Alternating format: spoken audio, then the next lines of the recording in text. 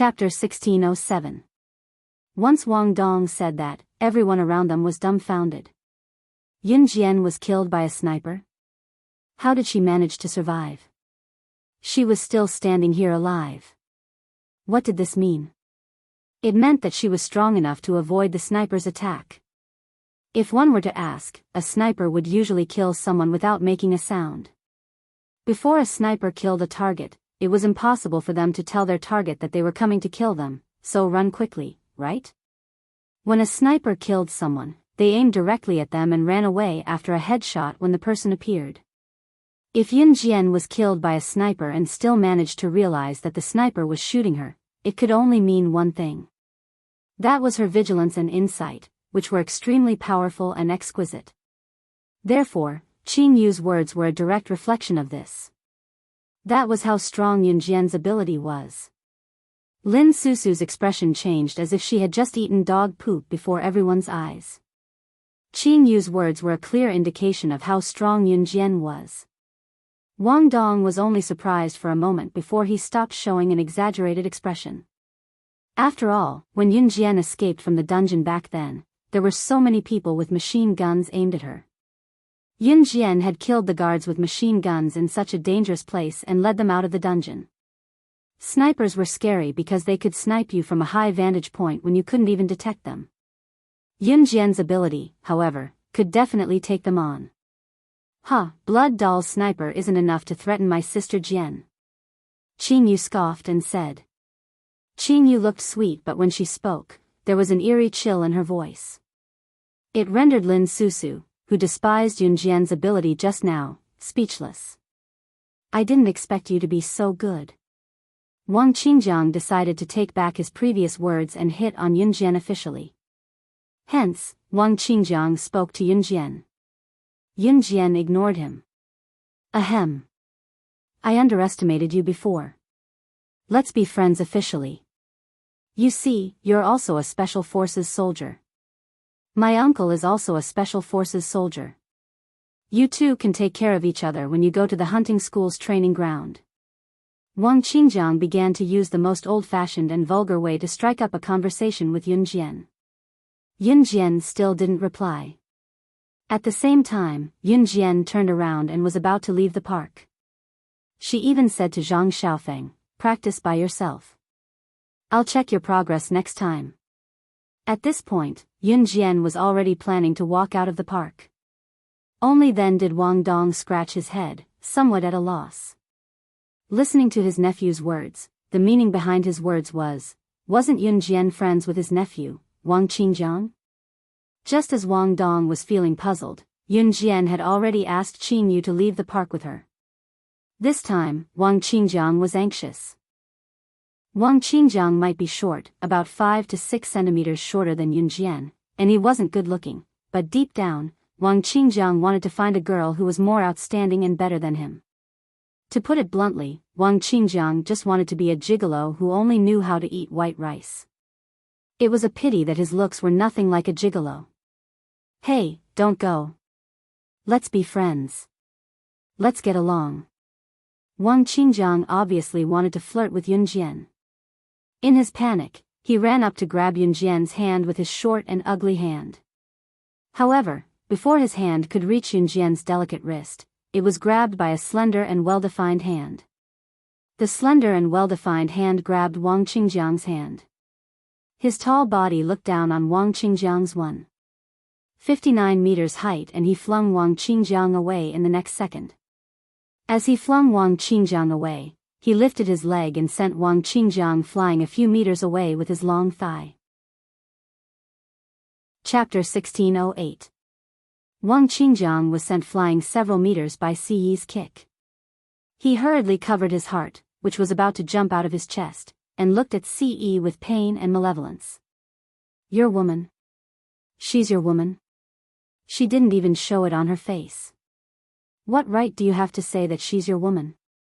Wang Qingjiang was indignant. He growled at Siyi as he stood up and walked over to Yun Jian. He met eyes with Siyi, who was standing in front of Yun Jian. Siyi was 1.85 meters tall, while Wang Qingjiang was 1. 59 meters tall.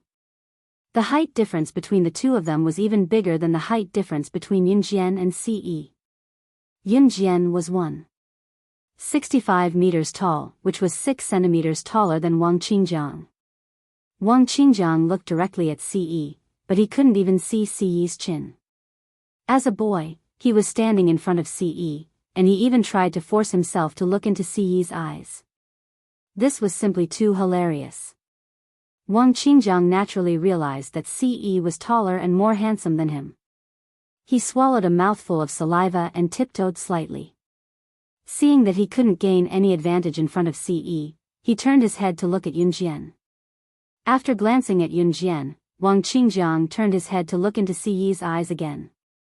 Then he said to Ce in a serious tone, "Teacher said that we can't discriminate against people. The teacher said that I can't discriminate against anyone. Although I'm not tall enough and I'm not particularly good looking, I won't be as unreasonable as you. I'm extremely possessive. People have the right to choose too. Looks and height can't make a living. At least she won't despise me like you do. If you don't believe me, you can ask her if she despises me. Will she choose me? I don't think she'll despise me. She'll definitely choose me." Wang Qingjiang grasped each and every word very well. If Yunjian did not choose him, then it would mean that Yunjian despised him for being short and ugly. Others would think that Yunjian was a snobbish person. Wang Qingjiang didn't know about the relationship between Ce and Yunjian. He thought that Ce and Yunjian's relationship was just a pair of young men and women who were in love. To put it bluntly, in the eyes of Wang Qingjiang, Yuan Hongming, and the others, this kind of relationship was just a game, and they could snatch it away at any time. However, anyone who knew about Ce and Yunjian's relationship would think otherwise.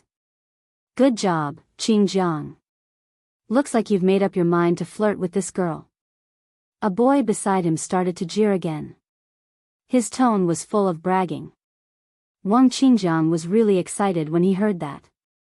He stood on his tiptoes even harder, trying to be eye level with Ce, but he could barely reach Ce's shoulder.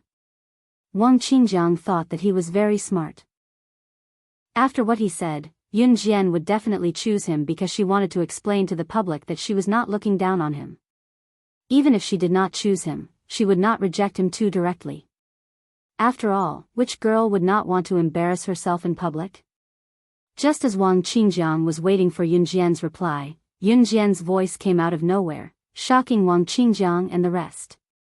"Stupid and ignorant brat." After saying that, Yunjian turned to call Qingyu over and grabbed Ce's hand to leave the park with Ce. Zhang Xiaofeng and Chen Sini, who were behind them, were not in a hurry to leave. Zhang Xiaofeng still had to train by himself for a while.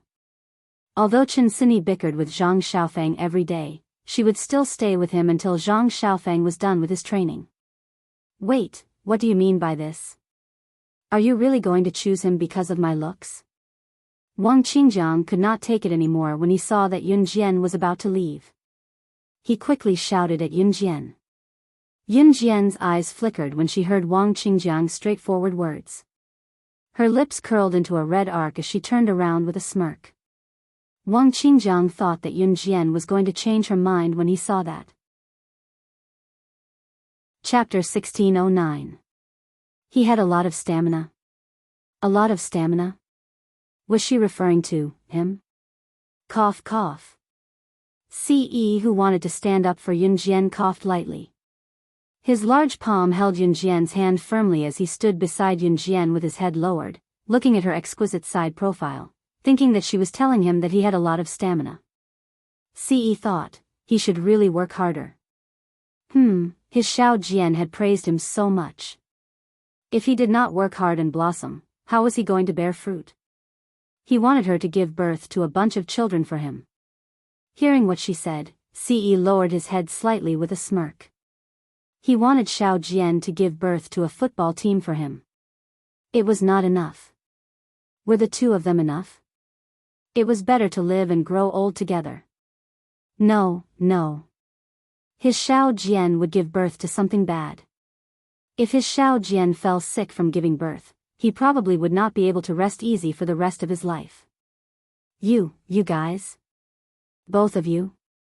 Everything else aside, Wang Qingjiang was really getting the wrong idea. Yunjian and Ce? Yunjian and Ce. Both of them were already, most importantly, what Yunjian said just now was an obvious and deliberate contrast to what she had said. Did that mean that Yunjian said that he definitely could not do it? What about the opposite? Men usually hated being told that they could not do it, so Wang Qingjiang nearly spat blood when he heard what Yunjian said. Most importantly, Yunjian had said what she said just now in front of so many people without blushing or skipping a beat. You guys, Wang Qingjiang pointed at Yunjian and Ce, his hand trembling as if he was bent over by a spring. The trembling was astounding. Xiao Jian loves that I have a lot of stamina. Ce continued Yunjian shamelessly, ignoring Wang Qingjiang who was trembling in exasperation as he wrapped his arm around Yunjian's slender waist and lowered his head slightly. His height and figure that matched Yunjian was enough to dazzle the eyes of everyone present. Then, he leaned close to Yunjian's ear and moaned softly. Ce's action drove everyone even more crazy, especially Wang Qingjiang. A perfect match, wasn't it referring to Yunjian and Ce? Compared to this, Wang Qingjiang's previous actions were truly foolish to the extreme. Wang Qingjiang was irritated by Yunjian and Ce's banter. That was not all. Ce added, Xiao Jian, let's go back to our home. The main point of Ce's home for both was too obvious and intentional. In spite of it, Wang Qingjiang was truly shocked by Ce's words. You guys are living together? Everyone present was shocked, but no one was as shocked as Wang Qingjiang. Yunjian and Ce were living together? Why can't we live together when our parents have already approved of it? Ce was truly addicted to bragging as he looked straight at Yunjian with a handsome smile. I heard from Officer Ge that he has a son-in-law he's set on. He said that once his daughter reaches legal age, he'll register at the Civil Affairs Bureau immediately.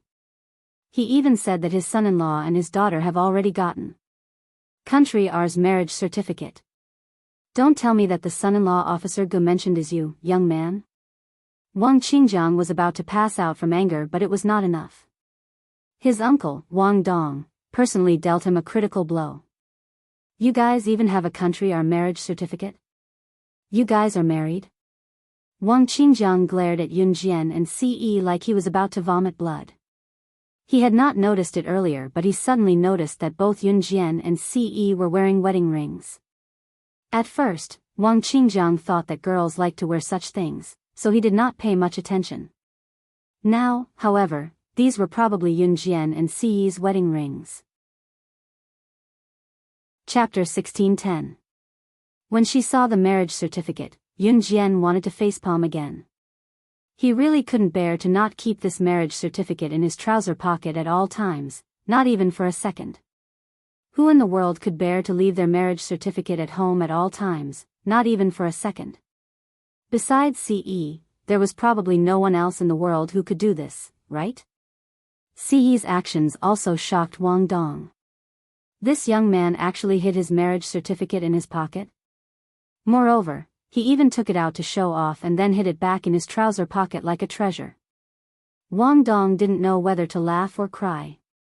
To be honest, other than Ce, no one else in the world could do what Ce did. Of course, this also made everyone present feel a little bit, a very strong little bit.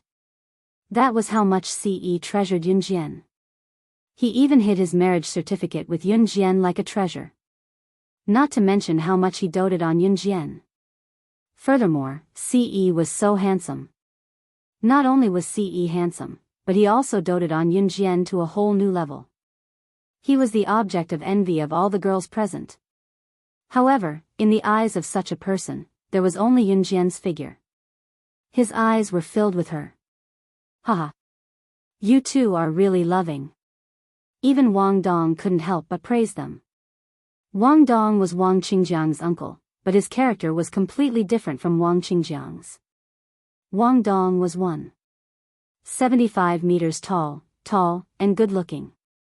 Coupled with his current achievements, he was only in his 30s, so he could be considered a young and accomplished person. When he saw how loving Yun Jian and Ce were, Wang Dong couldn't help but praise them. It was only when he was done with his compliments that Wang Dong told Ce. "Young man, you have a bright future by doting on your woman. I have to learn from you too. When I have a girlfriend in the future, I have to dote on her too. I'll treat her as my sweetheart." Ce didn't react much to Wang Dong's words. To Ce, be it in front of others or behind others, Xiao Jian was the apple of his eye. "She's my life." Ce returned the words to Wang Dong. She was his life, and he would use his own life to protect hers. No matter if it was him as a divine lord or the current him.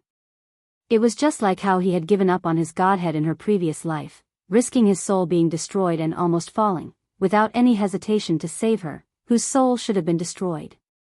He had said that even if he were to die, he would die in her place. Even if her soul was scattered, he would be the one to bear it for her. After returning home from the park, Yun Jian and Ce parted ways with Qin Yu. Qin Yu skipped back to her place and went home to change before going on a date with Yun Yi. In the empty suite where the north wind howled, the pitiful single Gu Nianji hugged her pillow as she watched Qin Yu skip into the room to change into pretty clothes and go on a date with Yun Yi. When Yun Jian and Ce got home, they went to Mrs. Yang's house to look for Xiao Yunju and the others. Qin Yiru had gone back to the countryside to accompany Qin Fangfang, so she was not at home.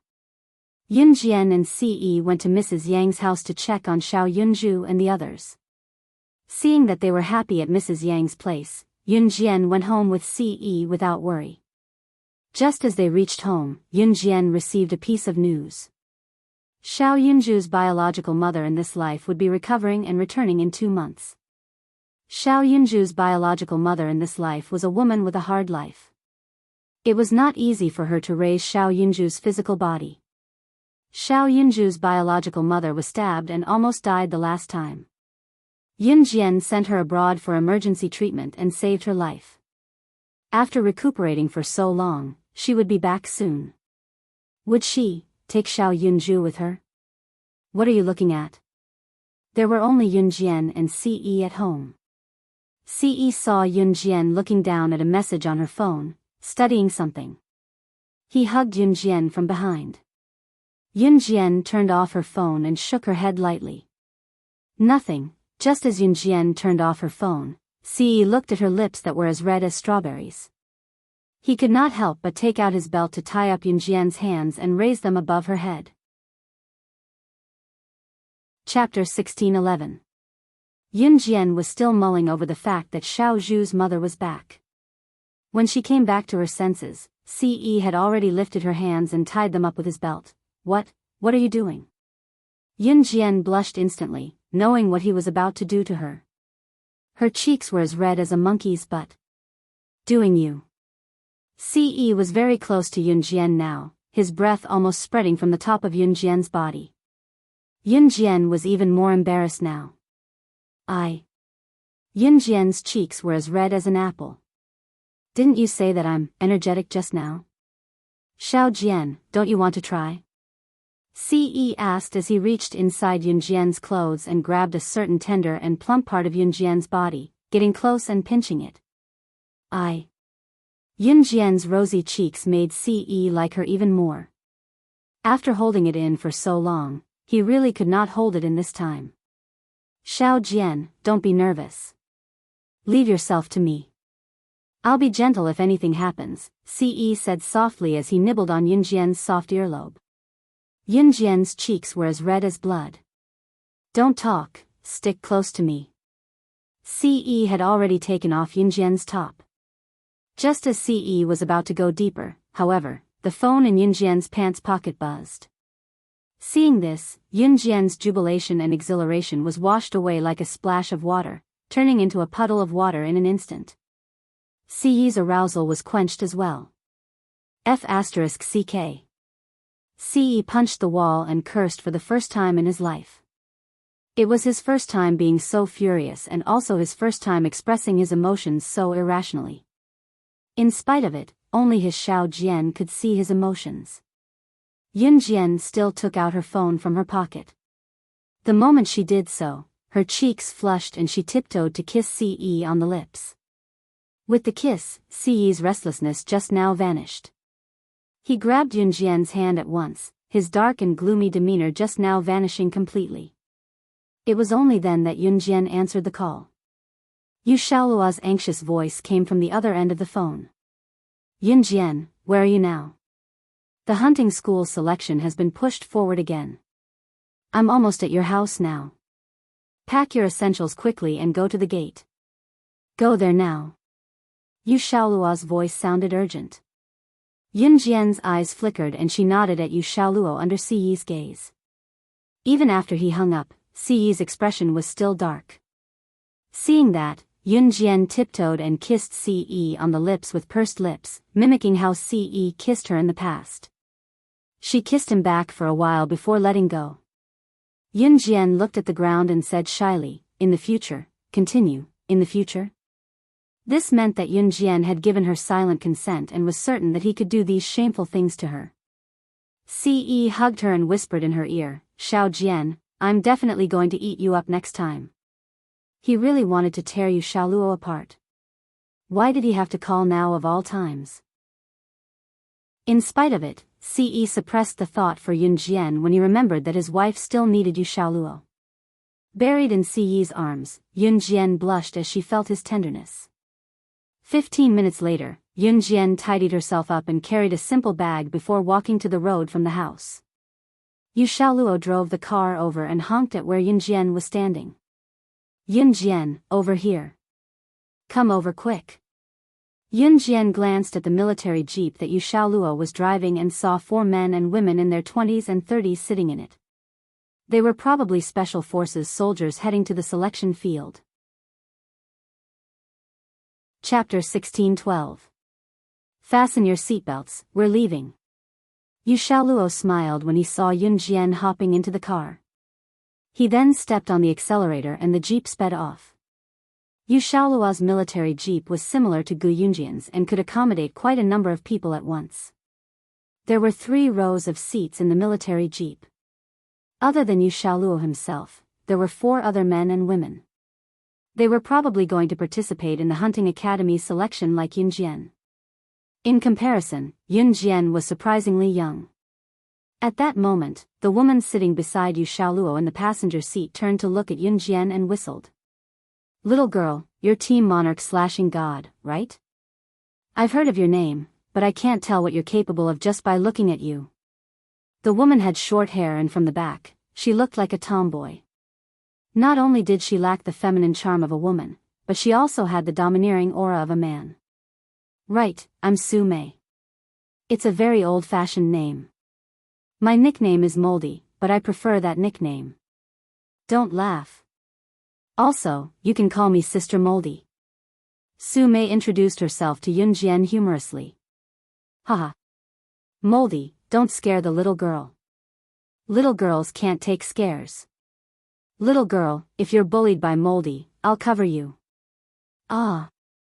A handsome man who looked like a soldier patted Yunjian's shoulder and said. This man who looked like a soldier was called Su Wenming. Whether it was Su Mei or Su Wenming, what they said was purely a joke. When everyone gathered together, their favorite thing to do was to joke and fool around. After all, it was true that working in the military was sometimes boring. However, when everyone gathered together, there was mutual trust between teammates. That was the most intimate and warm feeling they had. Other than Su Mei and Su Wenming, the other 2 were men. The oldest among them was Wang Buren, who was already 39 years old. The other one was the same as Su Mei and Su Wenming. He was also in his 20s, and his name was Dong Xiu. Su Mei, Su Wenming, Wang Buren, and Dong Xiu were recommended by Principal Ma of the Min City Military Academy by Yu Xiaoluo to participate in this hunting school. Including Yunjian, Principal Ma recommended a total of 5 people to participate in the hunting school selection in Country Z. Of course, other than Principal Ma, who could nominate talents, other officers from all over the country who were at the same level as Principal Ma, or even higher than him, could nominate talents to participate in the Z Country hunting school selection. The reason why the selection was held in Z Country was because the mortality rate of the hunting school was too high. Before sending the special forces to the hunting school, they had to select the best talents, right? If he felt that a person was not bad and directly sent him to the hunting school, he would easily die in the hunting school if he was not strong enough. This also greatly increased the mortality rate. Hence, Z country's selection was held. Only the top 3 would be qualified to represent Z country and be sent to the hunting school. The 5 people recommended by Principal Ma, including Yun Jian, could be considered enemies with the other officers' recommendations. If Yun Jian was selected as one of the 3 members to represent Z country in the hunting school, Principal Ma's reputation would be greatly enhanced. Hence, as soon as Yun Jian arrived at the entrance of the selection, she was the center of attention from the members recommended by different officers. Team Monarch Slashing God was famous, but only in Zhe province. Other than Zhe province, even if people had heard of Yun Jian's name, they would not be shocked. Most of the people who came to the selection were from other provinces. Moreover, some of them knew that Yun Jian was good. Not only would they not be impressed, they would even make things difficult for Yun Jian. Hence, as soon as Yun Jian got out of the car, she became the center of attention of a large group of special forces from different provinces. There was even a special forces soldier who was about 30 years old with medium height and build who circled Yun Jian a few times before teasing Yun Jian in front of everyone. "Little sister, you have come to our selection field to select a place to go to the hunting school. Everyone, take it easy. Don't hurt the little girl during the competition." Chapter 16:13. Stop laughing. Everyone gather. Listening to the mockery directed at Yun Jian by people from different regions, Yu Xiaolua walked over with a grim face and growled. Although Yu Xiaolua was young, his official position was higher than everyone present. Most importantly, Yu Xiaolua was the person in charge of this selection. To put it bluntly, Yu Xiaolua was one of the judges of the selection. Therefore, the people who were laughing at Yun Jian immediately froze and no longer dared to laugh. Yun Jian looked very young. Anyone with a discerning eye could tell that she was underage. The people who came here were not young. The oldest one was already in his 40s, close to his 50s. The youngest ones were Su Mei, Su Wenming, and Dong Xiu. Of course, even if Su Mei, Su Wenming, and Dong Xiu were considered young, they were still at least 25 years old. After all, those who could go to the hunting school must have a certain level of strength. Today was just a selection to select 3 members who could represent country Z to go to the hunting school. Therefore, the people who came were not young. Usually, those who were strong had to go through a few years of training to achieve great achievements. By the time they reached this level, they were not young anymore. Therefore, when the group of people saw Yun Jian, it was not without reason that they laughed and mocked her. Damn it, this group of people is doing it on purpose. Just ignore them. Here, Sister Mold will protect you.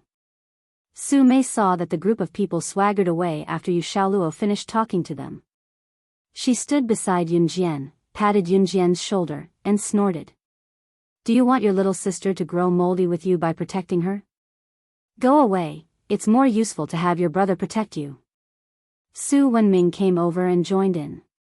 He even joked with Su Mei. After Su Wenming came over and said this, Su Mei slapped Su Wenming away. Then, she opened her mouth and glared at Su Wenming. "Brother Wenming. Are you being civilized today?" Su Mei bickered with Su Wenming and gritted her teeth. Pfft. Dong Xiu, who was standing at the side with a delicate face, coughed lightly to cover her laughter. Yun Jian only raised her red lips slightly and didn't say much. Come. Everyone is here. Gather. Find your own formation. Let's first briefly explain the rules of this selection. At this moment, a middle-aged man in his 40s with a square face and a serious expression stood not far away and waved at all the Special Forces soldiers present. This middle-aged man was the main person in charge of this selection, and his name was Duan Muqiao. There were a total of 100 people from the Special Forces participating in the selection, and all of them had arrived. Hearing Duan Muqiao's beckoning, Yun Jian followed the crowd and casually lined up with Su Mei and Su Wenming. Since everyone is here, then I'll first talk about the process of our selection this time. Duan Muqiao cleared his throat and officially opened his mouth. Everyone here is the best special forces from all over the country. At the same time, we all share the same dream, which is to enter a hunting school to further our studies. As for me, I won't beat around the bush. Our selection has its own rules. Everyone knows what kind of place the hunting school is and how high the mortality rate is. Therefore, in our selection, any one of you may be eliminated at any time during the competition. I'll say something that no one likes to hear, but it must be said. That is, if you're not strong enough, in this month's selection competition, those who lose will stop the competition midway and pack up and leave. This is for your own good. If you're not strong enough, only death awaits you if you're sent to the hunting school. Also, from the moment you enter the selection, your previous name will no longer be used. We'll give you a new random number. In this month, the number will be your name. The moment she received the number, Yun Jian narrowed her eyes. Her number was 006. Chapter 1614. Duan Muqiao cleared his throat and continued when he saw that all the numbered cards had been randomly distributed to each member. The number in your hands will be your name in the selection field. From now on, unless you are eliminated from the selection field, the number in your hands will be your name. Do you hear me clearly? We hear you clearly. Everyone replied loudly. Hearing this, the person in charge of the selection field, Duan Muqiao, nodded lightly. Then, he turned around and handed over some instructions to the other person in charge before leaving.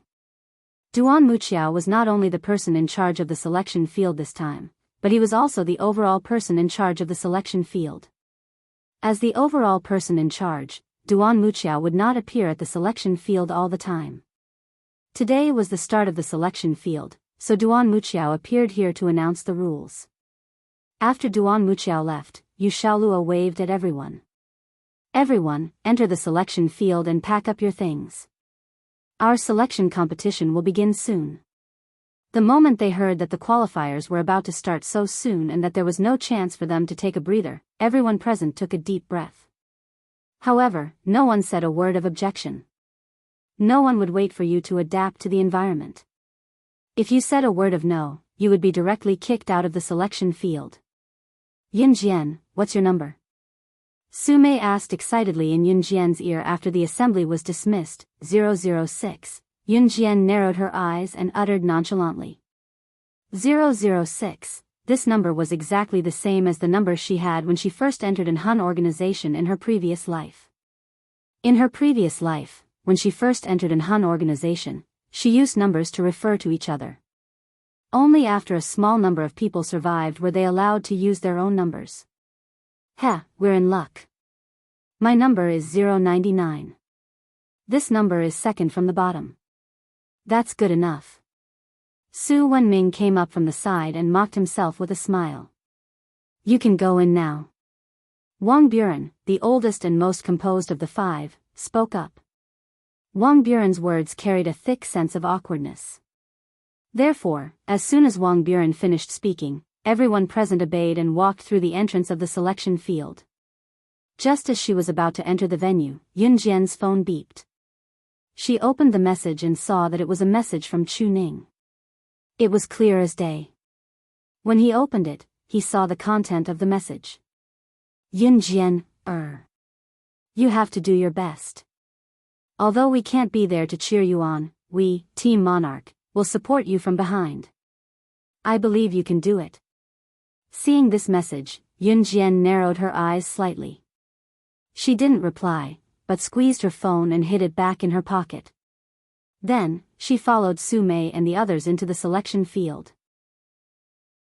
Everyone who has a mobile phone or electronic device, put it here. Mobile phones are not allowed during the selection period.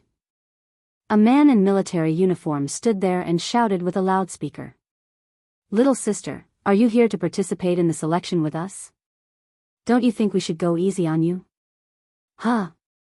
There was a group of people who were dressed decently. They were all in their 20s and looked average, but they were eyeing Yun Jian's team like a ruffian. One of them, a man who had just turned 25 and was rather good-looking, was looking at Yun Jian with a teasing and disdainful gaze. Like Yun Jian and her team, this group of people came from the same military officer. They were the ones who had mocked Yun Jian at the entrance just now. This guy's name is Zhou Duanzheng. His military officer isn't on good terms with our Vice-Chancellor Ma. He's always picking fights, so just ignore him. Wang Buren stood beside Yun Jian and told Yun Jian. A portion of people who came to the selection field were not really going to the hunting school. They were only here to obstruct those who were at odds with them. Like Zhou Duanzheng and his team. Chapter 16:15. After Yun Jian responded, she placed the phone in the box in front of the man in military uniform who was shouting through the loudspeaker. The selection competition lasted for a month. During this month, cell phones were not allowed to appear. Yun Jian had no intention of using a cell phone, so she placed the phone in the box easily. Just as she placed the phone in the box and was about to turn around, Zhou Duanzheng and the others, who had spoken to Yun Jian contemptuously, blocked Yun Jian's way. "What are you doing?" When Su Mei saw this, she pushed through the crowd and leaned toward Yun Jian. Su Wenming, Wang Buren, and Dong Xiu also stood in front of Yun Jian without hesitation. Su Mei and the others thought that Yun Jian was their junior and needed to be protected. They knew that Yun Jian must have some ability to be here. There were about 10 people in Zhou Duanzheng's group. It was obvious that the military officer who sent Zhou Duanzheng's group to the selection competition was stronger than Principal Ma, so he was given more slots than Principal Ma. At this moment, Zhou Duanzheng was surrounding Yun Jian's group. With Zhou Duanzheng as the leader, the group surrounded Yun Jian's group of 5. After a while, Zhou Duanzheng looked at Yun Jian contemptuously and said, "Little girl, I think you know what's good for you. How about you leave the selection competition in 3 days? I'll reward you with candy." Zhou Duanzheng looked at Yun Jian from the corner of his eyes as he spoke. "Leave in 3 days? Are you threatening her to forfeit? You're too." Su Mei was inexperienced after all. She stared at Zhou Duanzheng with wide eyes. Just as she opened her mouth to speak, Wang Buren held her back. Wang Buren was already 39 years old. He had been with Principal Ma for many years, so he knew a lot about this kind of thing. Zhou Duanzheng's group came over to threaten them because they had more people. Of course, the reason why Zhou Duanzheng's group would openly target Yun Jian, Su Mei, and the others was because of the person who sent them here. It was because the person who recommended Zhou Duanzheng and the others to participate in the selection was at odds with Principal Ma, who recommended Yun Jian and the other 4 to participate in the selection. This led to the current situation.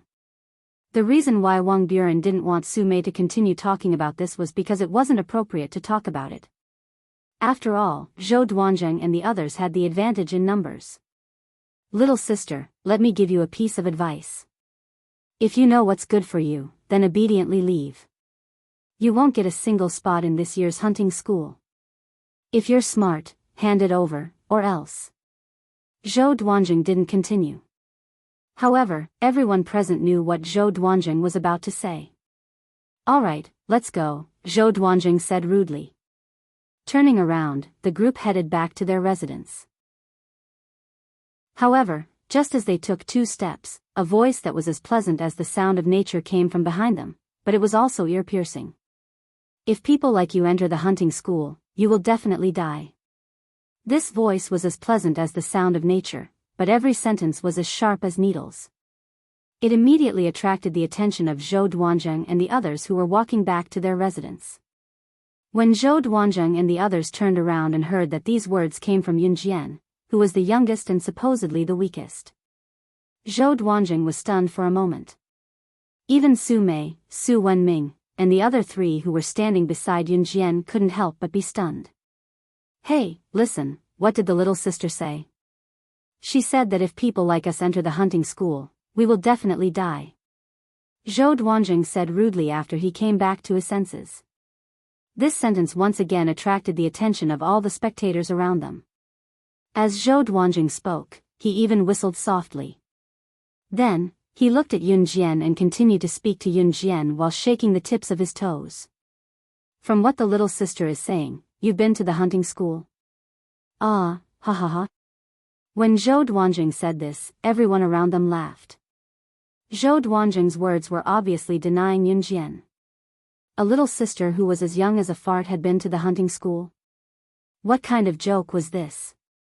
However, just as everyone present was chuckling, they heard Yunjian's cold voice coming from the opposite side, which struck everyone's heartstrings. Chapter 16:16. Initially, she thought that Yunjian would be deflated and unable to say anything after what she said. After all, the hunting school was located in a secluded place. Apart from the special forces who were sent to the hunting school for further training, the rest of the people, including the leaders, were not qualified to see the scenery of the hunting school. Most of the things that happened in the hunting school were usually told to the outside world by the special forces who had completed their training in the hunting school. Apart from that, the hunting school and the outside world were two different places that were tightly guarded. Of course, there were one or two people internationally who could enter and leave the hunting school as they pleased, fooling the principal of the hunting school. Of course, there were only one or two of them. Among these two people, the most representative one was Slaying God, the #1 assassin on the international ranking. Therefore, after listening to what Yunjian said, Zhou Duanjing and everyone present looked at Yunjian as if she was a joke. Pfft, little girl, how old are you? You said you've been to the hunting school? Zhou Duanjing was choking with laughter. At that moment, there was no end to the laughter. Yunjian, ignore them. Let's go. Even Su Mei could not take it when he spoke to an underage child in such a tone. She grabbed Yunjian's hand and walked toward the dormitory. Everyone present was left laughing so hard that they were choking. Yunjian did not say anything else. Sometimes, it was better to use actions to prove things rather than using words. The dormitory here was unisex. Of course, every bedroom was separated into male and female bedrooms. In other words, one of the bedrooms next door might be occupied by a woman, while the other one might be occupied by a man. However, in a bedroom with 4 beds, either 4 men or 4 women would be occupied by 4 men. Yunjian and Su Mei walked into a girl's bedroom together. One bedroom here could accommodate 4 people. Girls only made up a single-digit number of people who came to participate in the preliminaries. Among them, there was no lack of people who relied on their connections to get in. For example, when Yunjian and Su Mei walked into the bedroom, they saw a woman around 21 or 22 years old lying on the bed with her phone in her hand, chatting intimately with the person on the other end of the phone. Hey, dear, I'm here. I'm in this dormitory. This place is so broken. Well, for you, I'm willing to stay here. Since you want to know the environment here, you should come here yourself. You're making me experience it for you. I can't even run 500 meters. When I go back, you have to make it up to me. Not only did this woman not hand over the phone, but she was also happily chatting with the person on the other end of the phone. There were only 3 people living in Yunjian's dormitory. In addition to Yunjian's dormitory, there was another female dormitory next door, which was full of 4 people. In other words, there were only 7 girls out of the 100 spots. Among them, there was no lack of people who had snuck in through connections. All members, listen to my order. Please put on your military uniforms and gather at the gate in 10 minutes. If you don't put on your military uniforms and gather at the gate in 10 minutes, you will not have dinner tonight. An officer's shout came from the door. After the people in each dormitory heard the order, they started to get busy. The girl who was talking on the phone quickly hung up and changed her clothes. What the hell? Not even giving him food? This was too cruel. Did they have to be so cruel? The girl complained as she spoke. She looked as if she had been treated inhumanely. Yunjian narrowed her eyes. At this moment, she seemed to have found her old self in the organization. Cruel? Not being able to put on their military uniforms in 10 minutes and running to the gate without food was considered cruel? In her previous life, when she was in the organization, she had to put on her military uniform and go to the gate in half a minute. If she didn't do it, the machine gunners at the gate would enter and kill the people who were still in the dormitory. Half a minute later, the officer holding the loudspeaker blinked and suddenly saw Yun Jian standing in front of him in her military uniform. He was stunned for a moment and couldn't help but be shocked. Only half a minute had passed. Normally, the fastest man would need about 2 minutes to put on his military uniform and run out. Why did this little girl only need so little time to change and come out so quickly? Chapter 16-17. The military officer with the loudspeaker was indeed stunned, but he quickly reacted and swallowed hard. He gave Yun Jian a thumbs up and said, "Little girl, you're good." Yun Jian just blinked and didn't say anything. 2 minutes later, the fastest group of people changed their clothes and ran out of their bedrooms.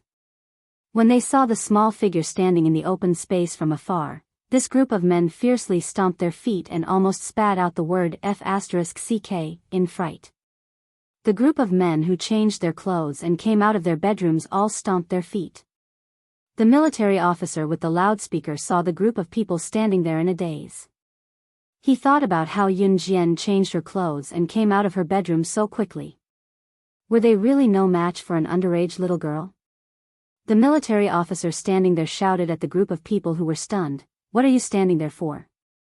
Did you all go to take a dump? You all took so long to come out. Don't you want to eat dinner?" They couldn't even compete with a teenage girl. Only then did this group of people jog over and join the team. Zhou Duanjing was also in the group. Because the military officer was there, Zhou Duanjing didn't dare to say anything. He just glared at Yun Jian. 12 minutes later, everyone had finally arrived. The last person came out after 12 minutes. That person was the woman who slept with Yun Jian. Her name was Nan Linlin. Nan Linlin came out with light makeup. When she ran over, she thought she wasn't late and ran into the team happily. But as soon as she ran into the team, she was shouted at by the military officer with the loudspeaker, "You, get out of the team. You can't eat dinner tonight." Why? Nan Linlin was stunned. "You're late." The officer yelled at Nan Linlin without showing any pity for the fairer sex. After shouting, the military officer didn't look at Nan Linlin's expression. He turned around and looked at the crowd. "You guys, you can't even compare to a little girl. Do you know that the little girl only used half a minute to change her clothes and come out, but what about you guys?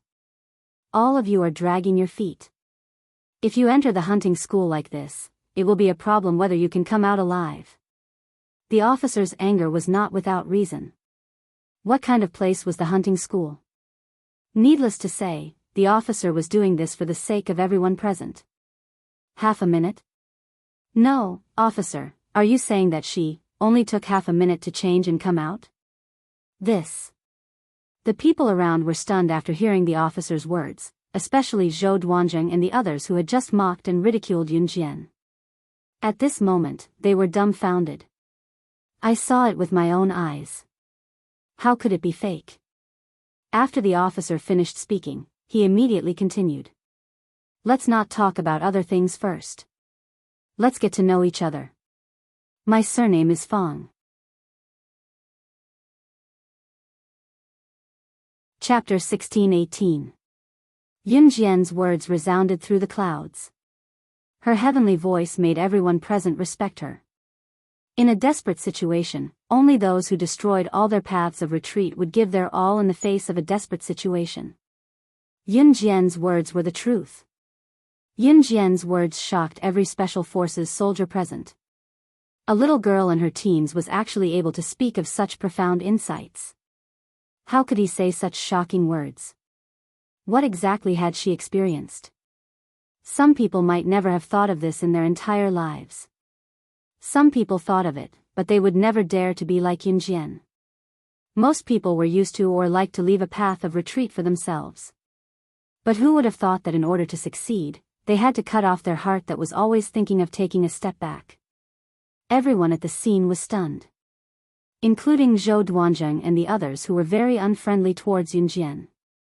For a moment, there was silence. Of course, not everyone was stunned.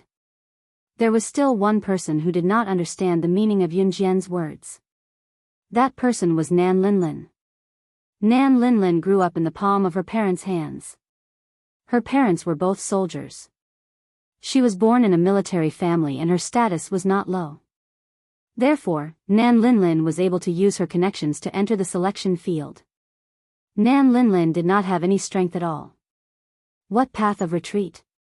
You're a girl who wants to fight and kill every day. Don't you feel ashamed? Nan Linlin's lips twitched. She rolled her eyes and stood on the spot with her arms crossed. After saying this, Nan Linlin placed her hands that were painted with nail polish on her delicate face like a dragonfly skimming the surface of the water. Women should treat themselves better. Go out and put on makeup or something. Fight and kill by yourself, but you still have to bring men along to fight and kill. I've never seen such a person before. As she spoke, Nan Linlin shook her head at Yunjian and finished her assessment as if she was mumbling to herself. At this moment, everyone who was shocked by Yunjian suddenly came to their senses. When they came to their senses, they wouldn't feel that Yunjian's words were as shocking as they were at the beginning. You still have the nerve to say that you put on makeup? Where is this place? This is a training ground, not a place for you to put on makeup. I'll give you 10 minutes to clean up the mess on your face right now. Otherwise, you won't be allowed to eat for the rest of the day. When Officer Fong heard Nan Linlin talking to herself, he was so angry that he wanted to hit her. However, he forced himself to hold it in and growled in his calmest voice. Why can't I put on makeup? You didn't say that I couldn't put on makeup before I came in. Nan Linlin was still unconvinced and shouted back at Officer Fong. Officer Fong didn't know how to communicate with this young lady. He clenched his fists and forced himself to calm down. Then, he turned his head and announced to everyone present. All of you, go pack up and have dinner. We'll officially start tomorrow morning. After Officer Fong finished speaking, he turned around and continued to reason with Miss Nan Linlin. As for what Nan Linlin said about her just now, Yunjian felt that it didn't hurt at all.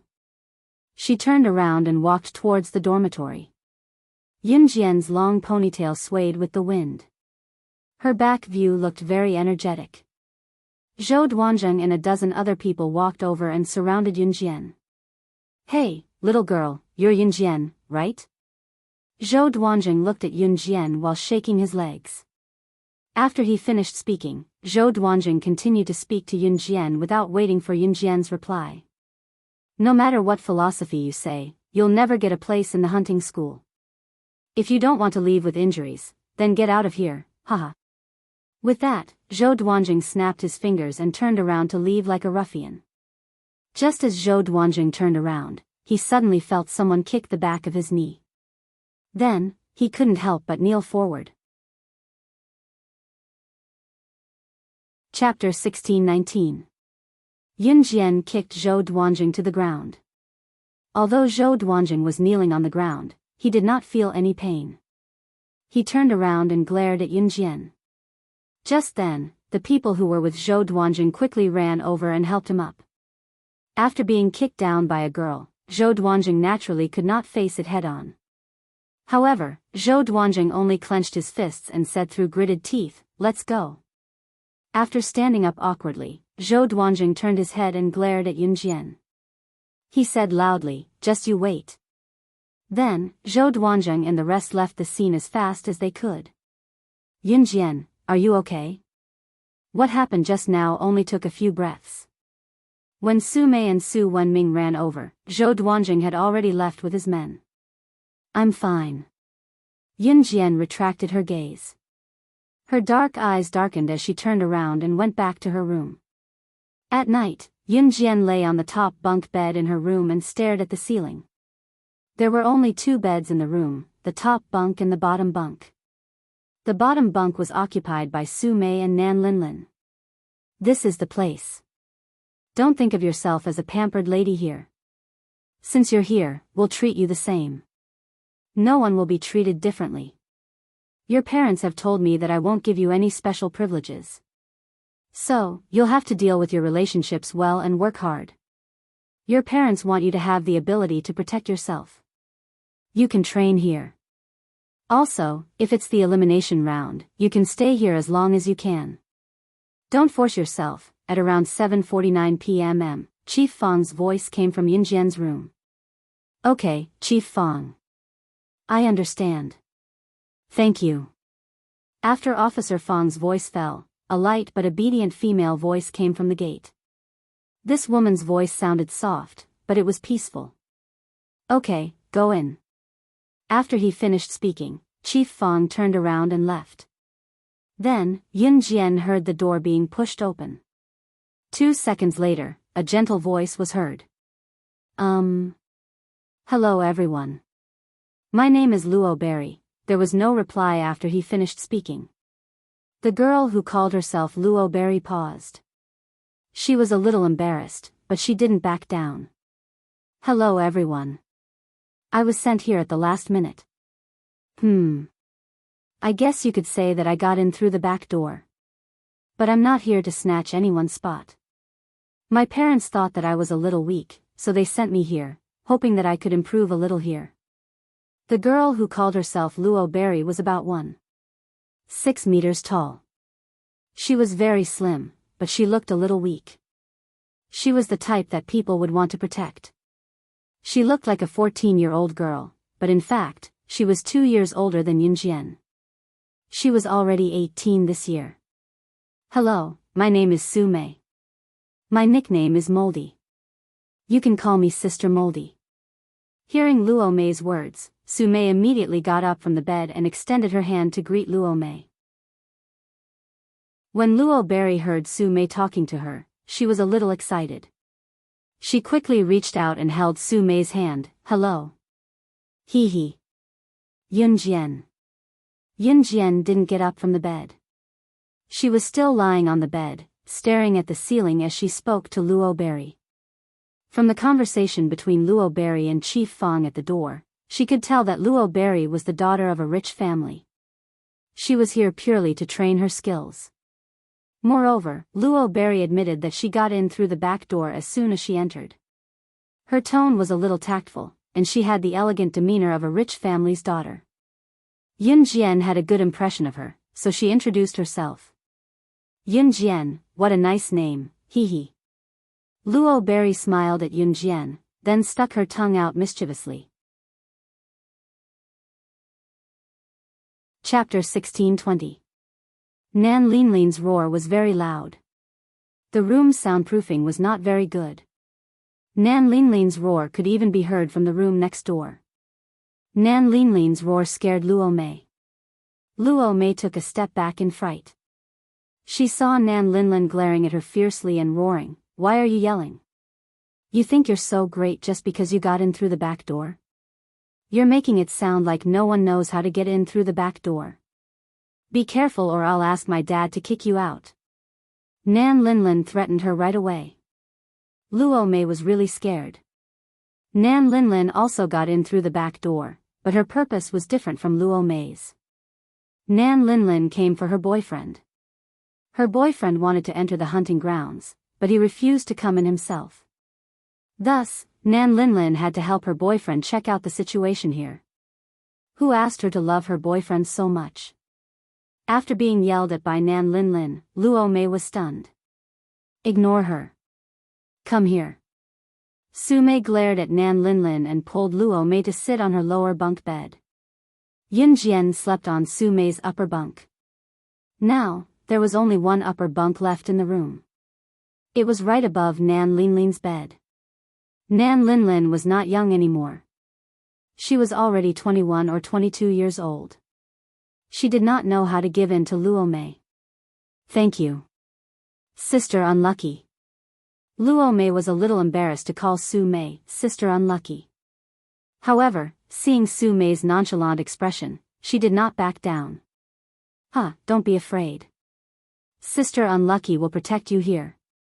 Su Mei also liked Luo Mei, so she could not help but say this. Okay. Luo Mei's innocent face immediately blushed and she nodded vigorously at Su Mei. Then, Luo Mei poked her head out from the lower bunk and looked at Yunjian's upper bunk bed. She met Yunjian's eyes and nodded slightly at Yunjian. Nan Linlin snorted. Then, she turned around and ignored Yunjian and the others. She continued to call them dear and continued to talk about her phone call.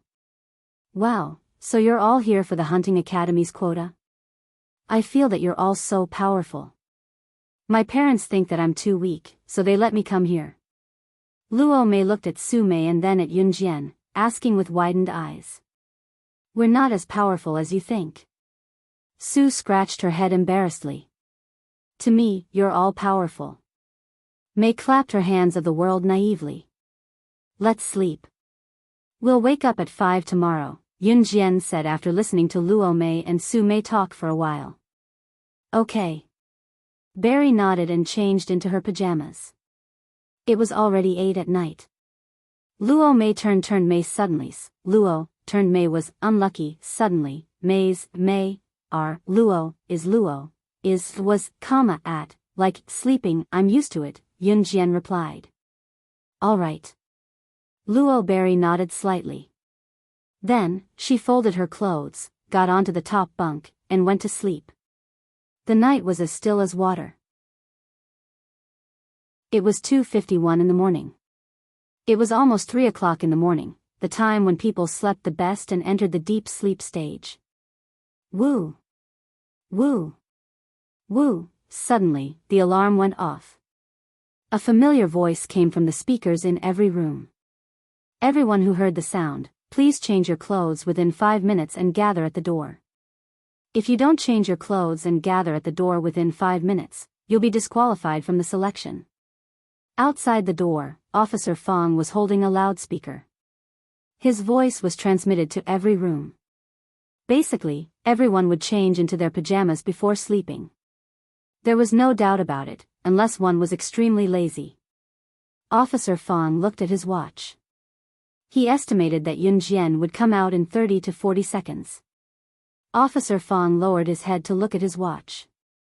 The moment he looked up, he saw Yunjian's petite figure rushing towards him. The watch moved by 7 seconds and Yunjian was already standing in front of him. Some people were still sleepy from his surprise attack. What about Yunjian? She went from the dormitory to the gate in 7 seconds? Didn't she change her clothes before sleeping? Was she so alert? Even the advanced special forces couldn't achieve her speed. Chapter 1621. Officer Fong was once again shocked by Yunjian. However, he saw Yunjian standing in front of him in a neat military posture. She did not look like someone who had just woken up from a dream. In response, Officer Fong could only swallow hard. He opened his mouth, but no words came out. It was past 2 in the morning, and it was only a few minutes away from 3 in the morning. This was the time when a person was sleeping soundly. At this moment, the alarms suddenly sounded. Everyone was still in a daze, especially since it was the first time they had come to the selection field. However, Officer Fong had said that if they could not leave their dormitory and reach the gate within 5 minutes, they would be disqualified. At this moment, all the dormitories were agitated. One by one, they tried their best to put on their clothes. But even so, people would feel sleepy when they just woke up. Therefore, the first few men who ran out of the room only came out after about 3 to 4 minutes. They were all trained special forces, but they didn't expect Officer Fong to do such a thing. After all, this was something that had never happened before. Therefore, those who came out in about 3 minutes were already the fastest to react. They cursed in their hearts as they ran. What was going on? Why did he suddenly wake everyone up in the middle of the night? Luo Berry had already rushed out as fast as she could, but she was still a step too late. She took a little over 5 minutes. When she stood there, Luo Berry was already out of breath. Nan Linlin was not in a hurry at all. Although she did not put on makeup and come out, she still took about 10 minutes to gather at the gate. Officer Fong saw that everyone had already rushed out as fast as they could. His face darkened and he immediately relaxed his brows. Today is the first emergency gathering. Your performance is not bad, but it's not enough. In the future, the alarm will be sounded at any time and place. At that time, no matter what you are doing, you must put down the things in your hands, put on our military uniforms, and gather at the gate. Do you understand? Officer Fong said as he walked. Understood. Everyone replied loudly. All right, if you understand, go back to sleep. Today is the first day, so I won't punish anyone. But from now on, if there's an emergency gathering and you don't arrive at the gathering point within the stipulated time, you'll be disqualified and you'll have to pack up and leave. We don't accept idlers here. At this point, Officer Fong glared at Nan Linlin. Nan Linlin felt a little guilty after being glared at by Chief Fong. However, Nan Linlin suddenly glared back at Chief Fong and said confidently, Why are you looking at me? Nan Linlin, if you don't come out in time again, pack your luggage and go home. Chief Fong glanced at Nan Linlin. After being scolded, Nan Linlin rolled her eyes as she turned around and walked towards the dormitory. Are you crazy? Waking me up in the middle of the night, I'm already giving you face by coming out. Chief Fong naturally heard Nan Linlin's complaint, but he ignored it. Instead, he called out to Yun Jian, wait a minute. Yun Jian was about to turn back to the dormitory, but when she heard Chief Fong's call, she stopped in her tracks and turned around. Seeing that Yun Jian was stopped, Zhou Duanzheng and the others stopped in their tracks again. Perhaps it was because Yun Jian was quite outstanding during the day, many people stopped in their tracks and looked over. Chief Fong asked her, Yun Jian, have you had any similar training before? No. Yun Jian denied it without hesitation. Seeing that Yun Jian's sincere gaze did not seem to be lying, Chief Fong lowered his eyes and said, All right, I saw you rush from the dormitory to the gate in 7 seconds. Normal people can't do that, so I was a little surprised. It seems that you're very alert when you're sleeping. As soon as Chief Fong finished speaking, Zhou Duanzheng's silly voice was heard. Zhou Duanzheng and the others were dumbfounded. Chapter 1622. Zhou Duanzheng and the others stayed behind to listen to what Chief Fong was going to say to Yun Jian. Why was he being so secretive? Was he going to criticize Yun Jian? However, Zhou Duanzheng and the others didn't expect that Chief Fong would say that Yun Jian only took 7 seconds to run out of the dormitory. Is this real? Why not? Do you think you're the only ones who are capable, but Yun Jian isn't? Hearing Zhou Duanzheng's words, Su Mei was displeased. She immediately spoke to Zhou Duanzheng in an unpleasant tone. Especially in front of Chief Fong, Su Mei was even more rude to Zhou Duanzheng and the others. Zhou Duanzheng swallowed his saliva. Just as he was about to reply, Chief Fong said, Yun Jian did run from the dormitory to the gate in 7 seconds. I won't talk nonsense about this. There was no need for Chief Fong to spout nonsense on Yun Jian's behalf. Zhou Duanzheng was very displeased. Coincidentally, in front of Chief Fong, Zhou Duanzheng thought of a way to pick on Yun Jian. He looked at Yun Jian and asked in front of Chief Fong, Then you don't change before going to bed? Is it so that you can look beautiful even when you sleep? Or is there another reason? Zhou Duanzheng asked this purely to make things difficult for Yun Jian. After all, Yun Jian stood out too much. This made Zhou Duanzheng very displeased. That's right. Yun Jian, why don't you change at night? Unexpectedly, Chief Fong was also interested in this matter. He turned to look at Yun Jian, narrowed his eyes, and asked Yun Jian with the same tone of interest. Chief Fong didn't want to know why Yun Jian didn't change at night. Instead, he wanted to know the reason why Yun Jian didn't change. As expected, Yun Jian didn't disappoint Chief Fong. She narrowed her eyes. Seeing that Chief Fong was sizing her up, her red lips curled up slightly. In the next second, she said calmly, Intentional accident, unintentional accident, can happen at any time. She gave a 12-word answer. Anyone who learned Chinese would know the meaning of these 12 words. Anyone who was smart would know that Yun Jian was referring to accidents that could happen at any time. As for her, she had to be vigilant at all times.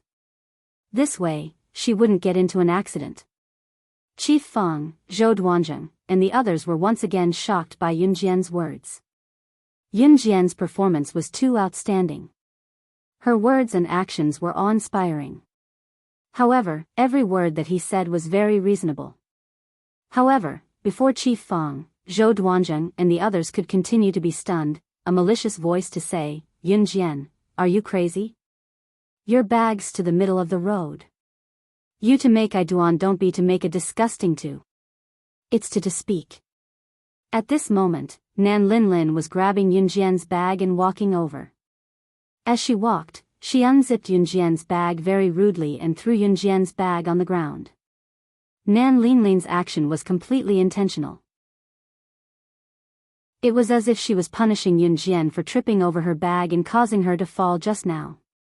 However, when Nan Linlin unzipped the bag and threw it on the ground, the contents of the bag also scattered. There were all kinds of butterfly knives, as well as various blades and small knives hidden in the bag. There were more than 20 butterfly knives, all of which were collected by Muing for many years. Later, she gave them to Yun Jian. Everyone was shocked by the knives in Yun Jian's bag. However, what was even more shocking was the wooden box that rolled down in front of them.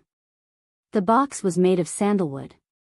It looked very new, but it also had an ancient charm. Officer Fang was dumbfounded when he saw the box. He exclaimed on the spot. He exclaimed, Isn't this the legendary sandalwood box that all the international bigwigs fought over but to no avail? It ended up in the hands of Slaying God, the #1 international secret agent. Chapter 1623. Nan Linlin's heart skipped a beat as she opened Yun Jian's bag to reveal the contents. She was shocked by Officer Fang's frantic reaction when he saw the sandalwood box falling out of the bag. When everyone present heard what Officer Fang said, they were all shocked without exception. Sandalwood box? The sandalwood box was a mysterious box. Since its appearance, countless international businessmen, politicians, and bosses had been fighting for it. However, the legendary sandalwood box had fallen into the hands of Slaying God, the #1 international secret agent. When the incident broke out, someone even released the picture of the sandalwood box being excavated from the ancient tomb. It even made the headlines of international newspapers. There were even well-known authoritative figures who released the news that the sandalwood box had been taken away by Slaying God, the #1 international secret agent. As for whether this was true, no one knew until now. Therefore, Officer Fang, who had seen the picture of the sandalwood box in the international newspaper headlines, recognized the outstanding box at first glance. He was shocked when he looked at the box in front of him. What's a sandalwood box? Nan Linlin was shocked when she saw the frenzied look on everyone's faces. She suppressed her shock and asked. The sandalwood box is an antique. It was priceless, and its value could not be measured by money. Moreover, it's rumored that the sandalwood box has been taken away by Slaying God, the #1 international secret agent. A man next to her saw that Nan Linlin didn't understand, so he explained. Priceless. Priceless? This stupid box? Nan Linlin was dumbfounded as she stared at the sandalwood box that rolled out of Yun Jian's bag in disbelief. Don't look at the box. If it's really a sandalwood box, its value can't be measured with money. It's not something that can be bought with just a few billion. Someone added after Nan Linlin's question. A few billion. It's not enough to buy it? Nan Linlin was completely dumbfounded. Nan Linlin's family was quite rich. That was the reason why she had developed such an arrogant and despotic personality. Even so, a few billion was an astronomical figure to Nan Linlin's family. What was more, a few billion was not enough to buy this box. It's a high-end imitation. It's not real. Just as everyone present turned to look at Yun Jian and waited for her explanation, Yun Jian's words suddenly spread and reached everyone's ears. High-end textiles? Officer Fang was shocked. Yes. On the other side, Yun Jian had already picked up the sandalwood box from the ground and quickly put it into her school bag. Then, she lied without blushing or skipping a beat. the sandalwood box was real. Ever since she returned from Yulong mainland and regained part of her memory, Yun Jian had been carrying the sandalwood box with her at all times. No one questioned Yun Jian's explanation. That's right, how could a real sandalwood box appear here? What about these sabers? Chief Feng asked as he pointed at the various butterfly knives that were spilled out of Yun Jian's bag. My friend gave it to me. Yun Jian calmly picked up the bag and slung it over her shoulder. Her calm demeanor and superb lying skills had deceived everyone present. Especially Zhou Duanjing and his group, they heaved a huge sigh of relief. Zhou Duanjing and his group were scared out of their wits by Yun Jian's behavior just now. Only now did their expressions return to normal. Yun Jian picked up the items and slung her schoolbag over her shoulder before walking towards the dormitory. Just as she reached Nan Linlin's side, she said to Nan Linlin without hiding anything. You should be glad that you're in the selection area. Otherwise, I'll stab you with as many sabers as they fall out of my bag. Once Yun Jian said that, everyone present was stunned. She did not hide the meaning of her words at all. This time, not only was Zhou Duanjing, who was hostile to Yun Jian, stunned, Nan Linlin was so shocked that she exclaimed to Yun Jian, how dare you? Let's see if I dare. As soon as Yun Jian finished speaking, she flipped her hand and a butterfly knife appeared in her hand. Then, she swung the butterfly knife in front of Nan Linlin. A large chunk of Nan Linlin's hair was immediately shaved off. However, Yun Jian's knife skills were precise. Apart from that chunk of hair, the tip of the knife did not touch Nan Linlin's clothes at all. By the time everyone reacted, the butterfly knife in Yun Jian's hand had disappeared without a trace. Seeing this, everyone's expression changed. Chapter 1624. Before this, Yun Jian had never shown her skills in front of everyone. However, she had shocked everyone with just a few moves. The moment she saw Yun Jian's amazing skills, Luo Mei exclaimed, "She's so powerful." Luo Mei came in through the back door. She was here purely to train her skills and not to compete for a spot in the hunting school. Therefore, the people around her did not pay much attention to Luo Mei. Meanwhile, Nan Linlin, who was shocked by Yun Jian's swift swordsmanship, was shocked when she saw Yun Jian cut off the hair on the side of her shoulder. When she came to her senses, her face was so pale that she could not even speak. It was too scary. Yun Jian gave her the feeling that she was a demon from hell. Like Luo Mei, Nan Linlin came in through the back door and did not have any skills. At first, she thought that Yun Jian was just like her and did not have any skills because of her young age. However, after seeing Yun Jian's terrifying swordsmanship, Nan Linlin was completely shocked. Even Zhou Duanjing and the others who were standing far away were shocked by Yun Jian's actions. She was just a teenage girl. However, from Yun Jian's skills, they could tell that Yun Jian's skills were, ahem. Go back to sleep. Officer Fang's urging voice rang out before anyone could think too much about it. Officer Fang was especially shocked. Fortunately, before Yun Jian entered the selection field, Yu Xiaoluo had told him that Yun Jian was a good seedling. Officer Fang was still doubtful before, but now it seemed that it was true. It was late at night. It was already 3:00 in the morning. The time to wake up was 5:00. If they went back to sleep now, they could rest for another 2 hours. Everyone did not think too much about it and went back to their dorms to rest. Yun Jian only slept for an hour.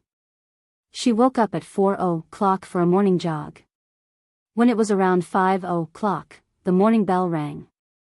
Officer Fang was standing in the open space waiting for everyone when he saw a small figure walking towards him. The moment he saw Yun Jian, Officer Fang was stunned. Then he looked at Yun Jian and asked, "Why are you up so early for a morning run?" "Yes," Yun Jian replied briefly. Although Officer Fang was slightly shocked, he still waved his hand at Yun Jian and said, "All right, return to the team." Normally, which young girl at Yun Jian's age wasn't thinking about love? Or fantasize about their other half? What about Yun Jian? She, on the other hand, did not take the usual path. Every day, she only thought about how to train herself and how to improve her strength. In less than 5 minutes, everyone got up and returned to the team. Perhaps it was because Officer Fong had said that they would be disqualified if they didn't come out in 5 minutes. Even the slower Luo Berry and the absent-minded Nan Linlin came out in 5 minutes. Officer Fong held a stack of number plates in his hand. Seeing that everyone had arrived in the stipulated time, he nodded in satisfaction. He first praised everyone and then went straight to the point. Everyone performed very well today. I'm very satisfied. Continue to maintain your speed in the future. After praising, Officer Fong waved the number plates in his hand and continued, these number plates in my hand are your numbers. From now on, you have to hang the number plates on your waist at all times. You are not allowed to call each other by their real names in the selection field. You are only allowed to call each other by their numbers. If there is a violation, you will be disqualified. Do you all understand? Don't blame the selection field for having many rules. From time to time, they would be disqualified. All the rules of the selection field were related to the hunting school. In the hunting school, it might not be as simple as being disqualified. Understood? Everyone responded. Then, from now on, your selection competition will officially begin. This selection will last for a month. In the first 20 days, you will be required to complete a difficult and dangerous subject under actual combat conditions every day. If you can't complete it, you will be disqualified on the same day. In the last 10 days, everyone who is not disqualified will compete one-on-one. The final 3 winners will be the top 3 in the hunting school. Chapter 1625. Also, I'm sure everyone knows that Luo Berry and Nan Linlin are not competing for the hunting school spots. Hence, they will participate in our training but will not be disqualified. The 2 of them will not affect anyone. As Fong Cheng spoke, he did not forget to mention one more thing. Luo Berry and Nan Linlin were different from everyone else. They were not special forces and would not compete for the hunting school spots. Hearing this, the 100 people around them let down their guard as they were not a threat to Luo Berry and Nan Linlin. With Officer Fong's final words, the selection officially began. In fact, in the first few days of the selection round, it was not difficult for special forces to pass the 20 dangerous subjects under actual combat conditions. Out of the 20 tasks, the first 19 were to test the physical standards of the participants. For example, bomb throwing, cross-country with 15 kilograms of weights for 5 kilometers, single and parallel bars for apparatus, 100-meter prone shooting for infantry, and so on. As long as one could achieve the required results in one go, they would be able to pass. Furthermore, it was easy but also nerve-wracking to pass the tests every day. This was because there was only one test per day. If there was a mistake, one would be disqualified. However, other than Luo Berry and Nan Linlin, the rest were the best special forces in Country Z. Naturally, there would not be any mistakes. Hence, in these 19 days, other than one special forces soldier who accidentally made a mistake and was disqualified on the spot, the rest passed the tests. In these 19 days, Yun Jian's performance was very ordinary. Like all the other special forces soldiers, she completed the tasks at a reasonable speed. Yun Jian did not display any shocking abilities. This made Zhou Duanzheng and the rest think that Yun Jian's terrifying swordsmanship was just a coincidence. Hence, Zhou Duanzheng and his gang's taunts and arrogance toward Yun Jian began to spread like wildfire. On the 20th day, on the open field, Officer Fong went back to his place to drink water. After the intense exercise, everyone sat on the field to rest. Some of them went back to their places to drink water and change their clothes. This was because the last of the 20 dangerous subjects under actual combat conditions would be carried out soon. The last one was undoubtedly the most difficult of the 20 dangerous subjects. According to Officer Fong, the elimination rate for the last one was as high as 80%. In other words, most of them would be eliminated. Therefore, everyone present would do their best to prevent themselves from being disqualified. On the spacious lawn, Yun Jian was wearing a short-sleeved shirt and black denim pants. She was lying on the lawn with one leg stretched out and the other bent lazily. She gently placed her hand above her eyes, trying to use her arm to cover the burning and eye-piercing sun above her head. Su Mei and the others sat beside Yun Jian. Seeing that Yun Jian wasn't afraid at all, Su Mei couldn't help asking, 006, aren't you afraid of being eliminated? After 19 days, everyone had gotten used to calling each other by their numbers. I'm not afraid. Yun Jian narrowed her eyes and moved her hand away slightly. She narrowed her eyes and looked at the scorching sun above her head. After a moment of silence, she continued, because I won't be eliminated. His words sounded ordinary, but they were surprisingly full of confidence. Ahaha, do you think you won't be eliminated just because you said so? I really don't know what kind of courage you have to say that. The elimination rate for today's subject is as high as 80%. You didn't stand out in the previous 19 physical tests. They weren't as good as our 015. Oh. At first, you bragged about yourself to the sky and really made yourself into a powerful figure that no one could compare to. But in the end? Your previous 19 physical tests were just a so-so. Chapter 1626. The 015 that Zhou Duanjing was talking about was a person called Wu Ningnai. Wu Ningnai was one of the more outstanding people in Zhou Duanjing's group. In the first 19 days, Wu Ningnai's strength could be considered the most outstanding of all the special forces. Not only did he get first place in the cross-country race, he got first place in almost 50% of all the events. He could be considered a very eye-catching existence. In comparison, Yun Jian's results, every time she just passed the passing line, not much more, not much less. This made those who originally thought that Yun Jian was very strong let down their guard against Yun Jian. They originally thought that she was some powerful person.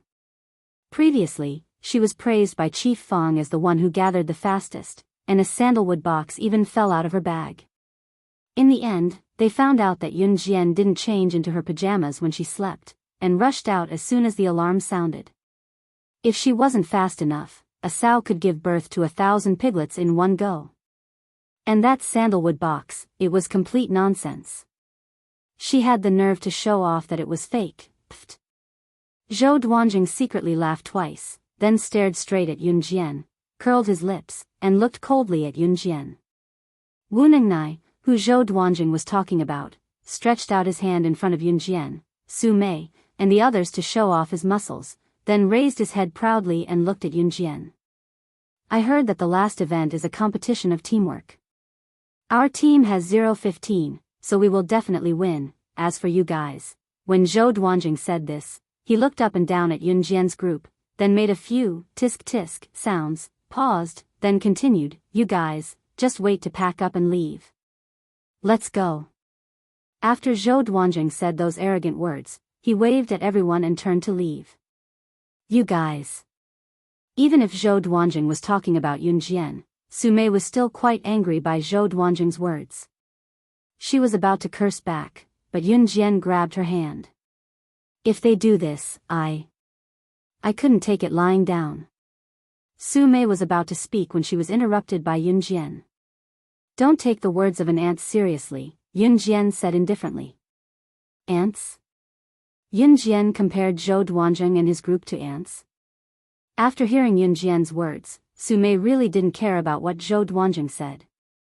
Everyone, gather.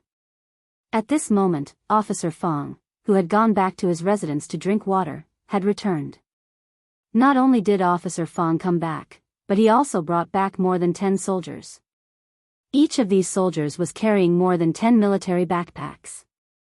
After they put down the military backpacks, Officer Fang stood in front of them again. Our 20th subject is a dangerous subject under actual combat conditions. It's both simple and difficult. In a moment, each of you will be given a backpack. Take this backpack, and we will bring you to an entrance called the Misty Forest. The objective of the mission is to depart from the entrance of the Misty Forest and walk out of the Misty Forest in the shortest time possible. We will be waiting for you at the designated destination. The first 20 people to walk out of the Misty Forest will advance. In addition, you are in groups of 5. You can freely form groups. The first 20 people to reach the destination, which is the members of 4 groups, will advance. In addition, this backpack contains water, food, a compass, and a series of other things.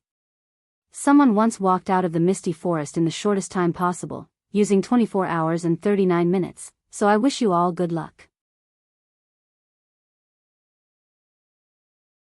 Chapter 1627. By the way, there are many ferocious beasts in the misty forest. If you are surrounded by ferocious beasts, the chances of you dying are very high. Therefore, during the competition, you can press the emergency button at any time. Our people will definitely arrive and save you before anything happens to you. However, it also means that you'll be disqualified. Of course, it's up to you. Alright, if you're ready, come and register your team of 5 and get ready to go. Officer Fong reminded him once again in a very earnest and heartfelt manner. They chose to go to the fog forest because it was very dangerous. However, they were all special forces and had gone through inhuman training. Even if they encountered beasts, they could protect themselves for a short period of time. Normally, nothing would happen in the fog forest. Moreover, they were all special forces who were competing for a place to go to the hunting school. They had to go to places like the hunting school, let alone a place like the fog forest. If they did not even dare to go to the fog forest, they would not even need to compete for a place to go to the hunting school. After everyone put on their equipment and gathered, they were ready to depart. Luo Berry and Nan Linlin would not participate in such a dangerous activity. Therefore, they stood aside and watched all the special forces put on their equipment and prepare to depart. After interacting with each other for a few days, Nan Linlin's attitude towards Yun Jian was very bad. On the contrary, Luo Berry's relationship with Yun Jian and Su Mei was very good. At this moment, Luo Berry was looking at Yun Jian and Su Mei with a worried expression. Seeing that Yun Jian and Su Mei were about to take the bus to the fog forest, Luo Berry waved at Yun Jian and Su Mei, "Come back safely. You have to get first place. I believe in you." "Yes, we will." Su Mei gestured at Luo Berry. Yun Jian was far away. Although she did not say anything to cheer Luo Berry up, she winked at Luo Berry as a response. After that, a few buses brought Yun Jian and her team to the entrance of the fog forest. The misty forest was indeed as its name suggested. Looking from the cement road beside the misty forest, the top of the forest was covered by a thick layer of fog. The entire forest seemed to be covered by a thick layer of fog. "You can go in now," Chief Fong said to everyone with his arms crossed. As soon as he said that, all the members of the team swarmed in. Everyone wanted to enter the dense fog forest first so that they could leave the dense fog forest one step faster than others. Yun Jian naturally formed a team with Su Mei and the others. Seeing that the other teams had already walked towards the misty forest, Yun Jian stopped Su Mei and the others. She pursed her lips and said, "No rush." "Huh?" Although Su Mei didn't understand, she didn't force her way in. Yun Jian walked forward and rummaged through the soil at the entrance of the misty forest as if she was looking for something. After rummaging through the surrounding soil, she followed Su Mei and the others into the misty forest. "They are far away. Let's go faster," Su Mei said. Yun Jian's eyes darkened, but she didn't say anything. After walking for about an hour, they bumped into Zhou Duanzheng and the others. It wasn't just Zhou Duanzheng's team. There were also a few other teams resting where they were. After walking for an hour, everyone was naturally tired. Their drive wasn't as strong as before. Yun Jian and the others didn't walk very fast, so they could still continue walking. But just as they were about to continue, they were stopped by Zhou Duanzheng and the others. Zhou Duanzheng even teased Yun Jian with a smile, "Yo, you guys still want to continue walking? If you meet any ferocious beasts, don't come crying to us for help." As soon as Zhou Duanzheng mentioned ferocious beasts, Yun Jian frowned. "A woo." Just then, the roars of ferocious beasts came from afar. No way." Zhou Duanzheng's face instantly darkened. Ferocious beasts were really coming? Could it be that his crow's beak had hit the jackpot? It's a pack of wolves, Yun Jian said as she took out 2 butterfly knives from her backpack and held them in her hands. Don't scare us. It sounded like the cry of a bird. How could we meet such a dangerous species as a pack of wolves the moment we enter? Do you think you have good hearing and can hear clearly that it's a pack of wolves? One of the people in Zhou Duanjing's group chuckled coldly at Yun Jian. But just as this person finished speaking, ferocious wolves leaped out of the forest one after another. All the wolves surrounded them ferociously. This time, everyone who was sitting where they were stood up. The expressions of Zhou Duanjing and the person who said Yun Jian was spouting nonsense changed drastically. Especially the person who said Yun Jian was spouting nonsense.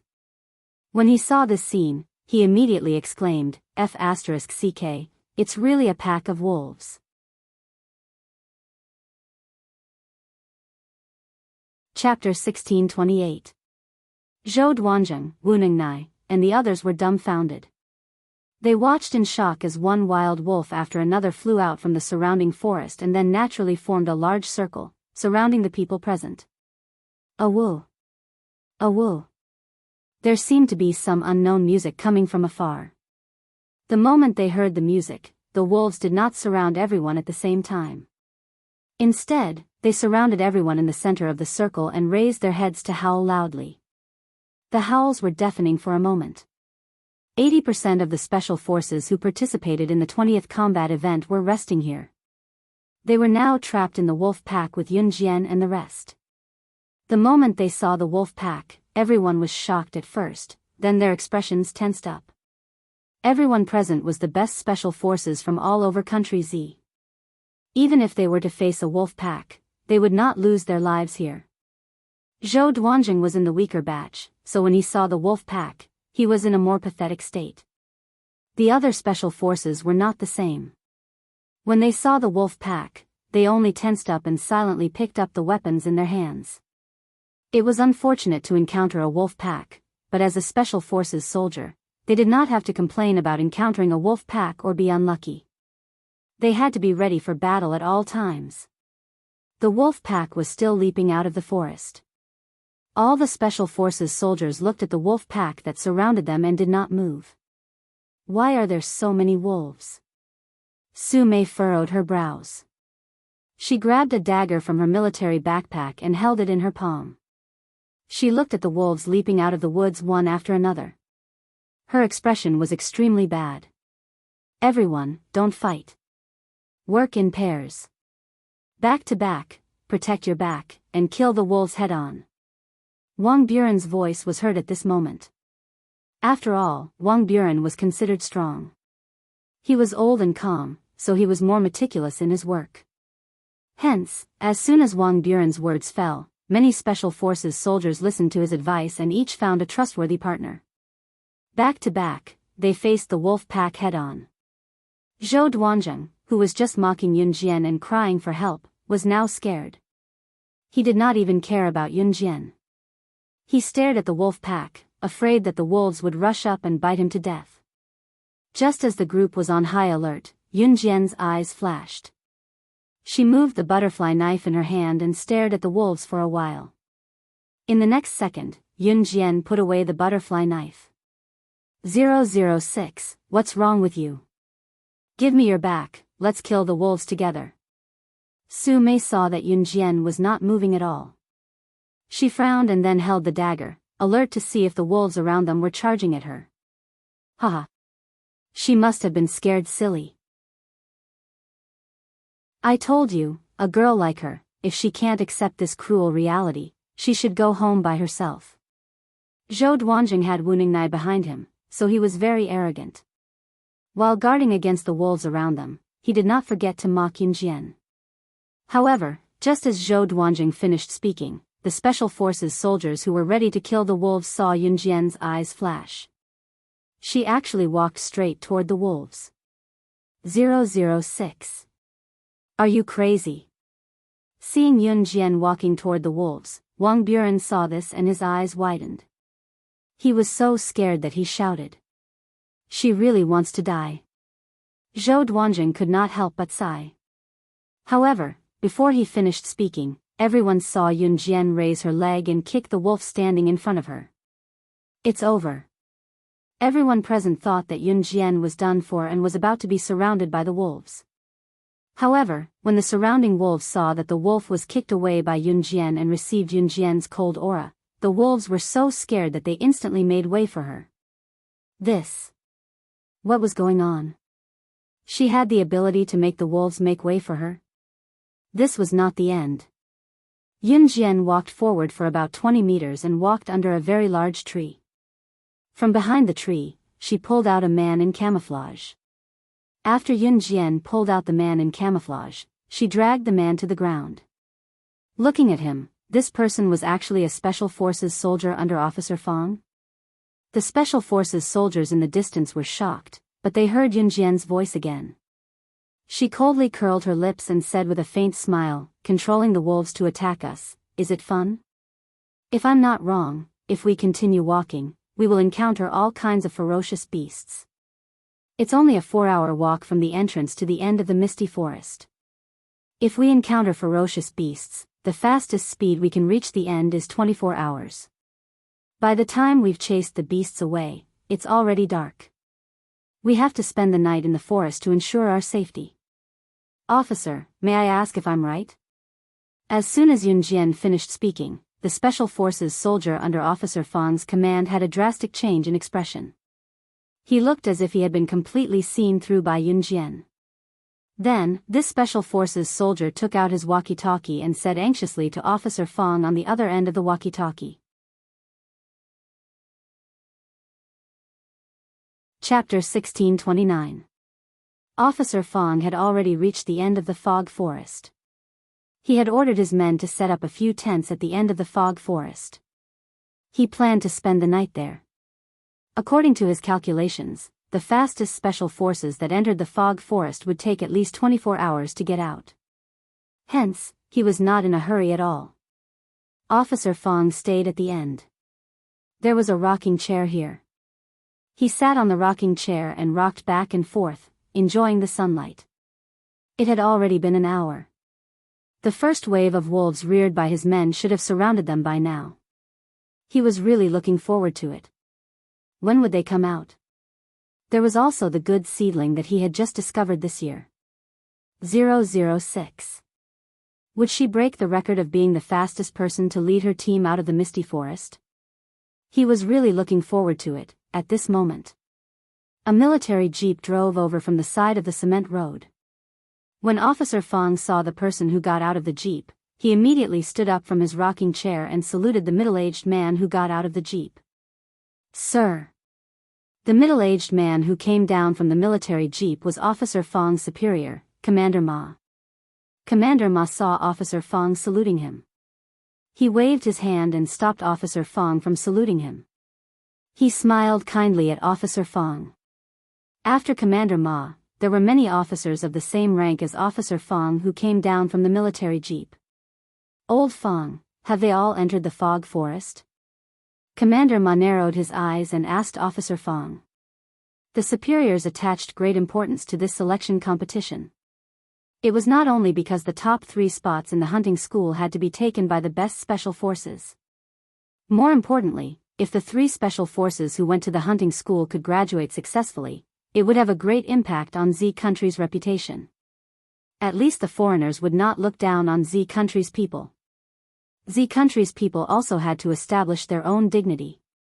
Hence, Commander Ma came down from the army to check on the situation.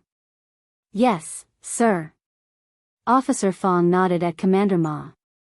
"Well, have you found any good seedlings in the past 19 days? Commander Ma nodded and asked again. "There are some good seedlings, but they are still young." Speaking of good seedlings, the first person that came to Officer Fong's mind was undoubtedly Yun Jian. "How small? How's his strength?" Military Commander Ma quickly asked. 16 years old, and her strength is amazing. Officer Fong could only use the word amazing to describe Yun Jian. "Oh. Since you can use such a tone to evaluate her, she must be a good seedling. I really want to meet him." As soon as Commander Ma finished his sentence, Chief Fang's walkie-talkie rang. The panicked voice of the Special Forces soldier on the other end of the walkie-talkie could be heard all over the place. "Yes, sir. Our plan has been seen through." All the officers present knew why it took so long to walk from the entrance to the exit of the dense fog forest. However, this was also to train a Special Forces soldier's ability to respond to unexpected situations and complete missions quickly. Therefore, all of the officers were well aware of this situation. However, ever since the selection had been held, the secret of the fog forest had never been discovered by any of the participating Special Forces. Not to mention that the plan had been seen through. If the plan was seen through, then this plan would definitely not work. Therefore, the voice from the walkie-talkie made Officer Fang, Commander Ma, and all the officers standing behind Commander Ma widen their eyes. What? The plan has been seen through. Who saw through it? Officer Fang asked the Special Forces soldier on the other end of the walkie-talkie in a daze. The voice of the Special Forces soldier immediately came from the other end. Hearing this, Officer Fang's eyes widened in shock. 006, isn't it her? It's that little girl.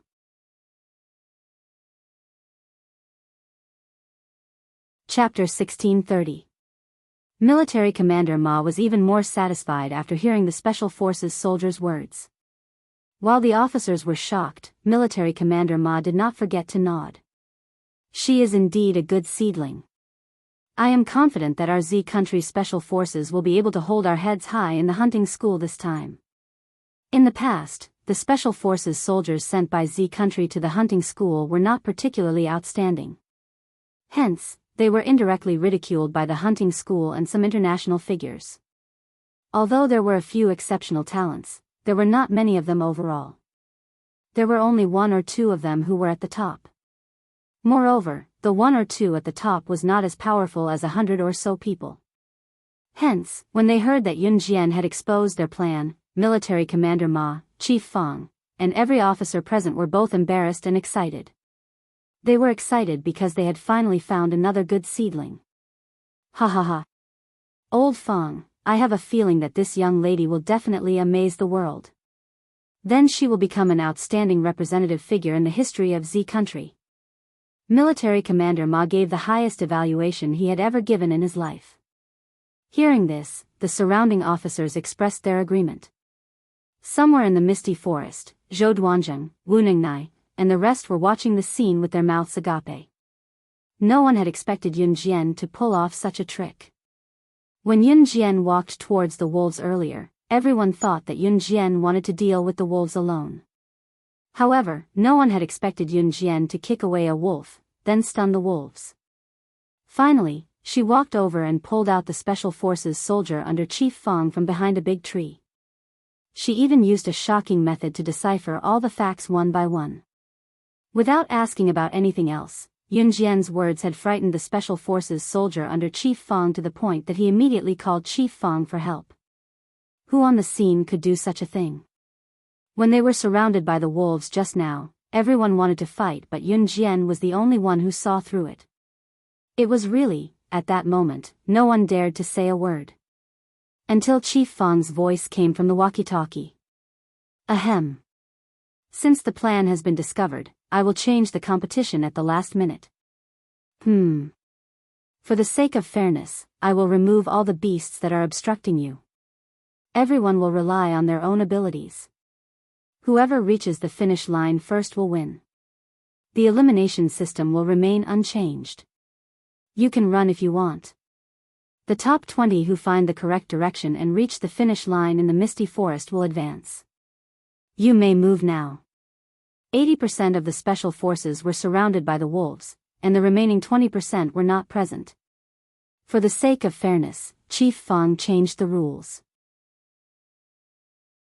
He wanted everyone to reach the finish line in the misty forest as soon as possible and secretly removed all the beasts that attacked the Special Forces soldiers. In other words, the other 20% of the Special Forces would not encounter any ferocious beasts along the way and would be dismissed by Chief Fang. In this way, fairness could be guaranteed. As soon as Officer Fang finished speaking, the surrounding Special Forces soldiers continued moving forward as fast as they could. Run! Why were they standing? Waiting for the food? In fact, even without the beast's attack, it was not easy to run to the finish line. Because it was easy to get lost in the misty forest. If he just ran forward without knowing the direction, what if he ran in the wrong direction? Wouldn't they be even further away from the finish line? Yunjian, what should we do? Perhaps because Yunjian's performance was too outstanding, Su Mei, Su Wenming, and the other three walked up to Yunjian and asked Yunjian. Run. Whoever reaches the finish line first will win. However, Yunjian only narrowed her eyes slightly.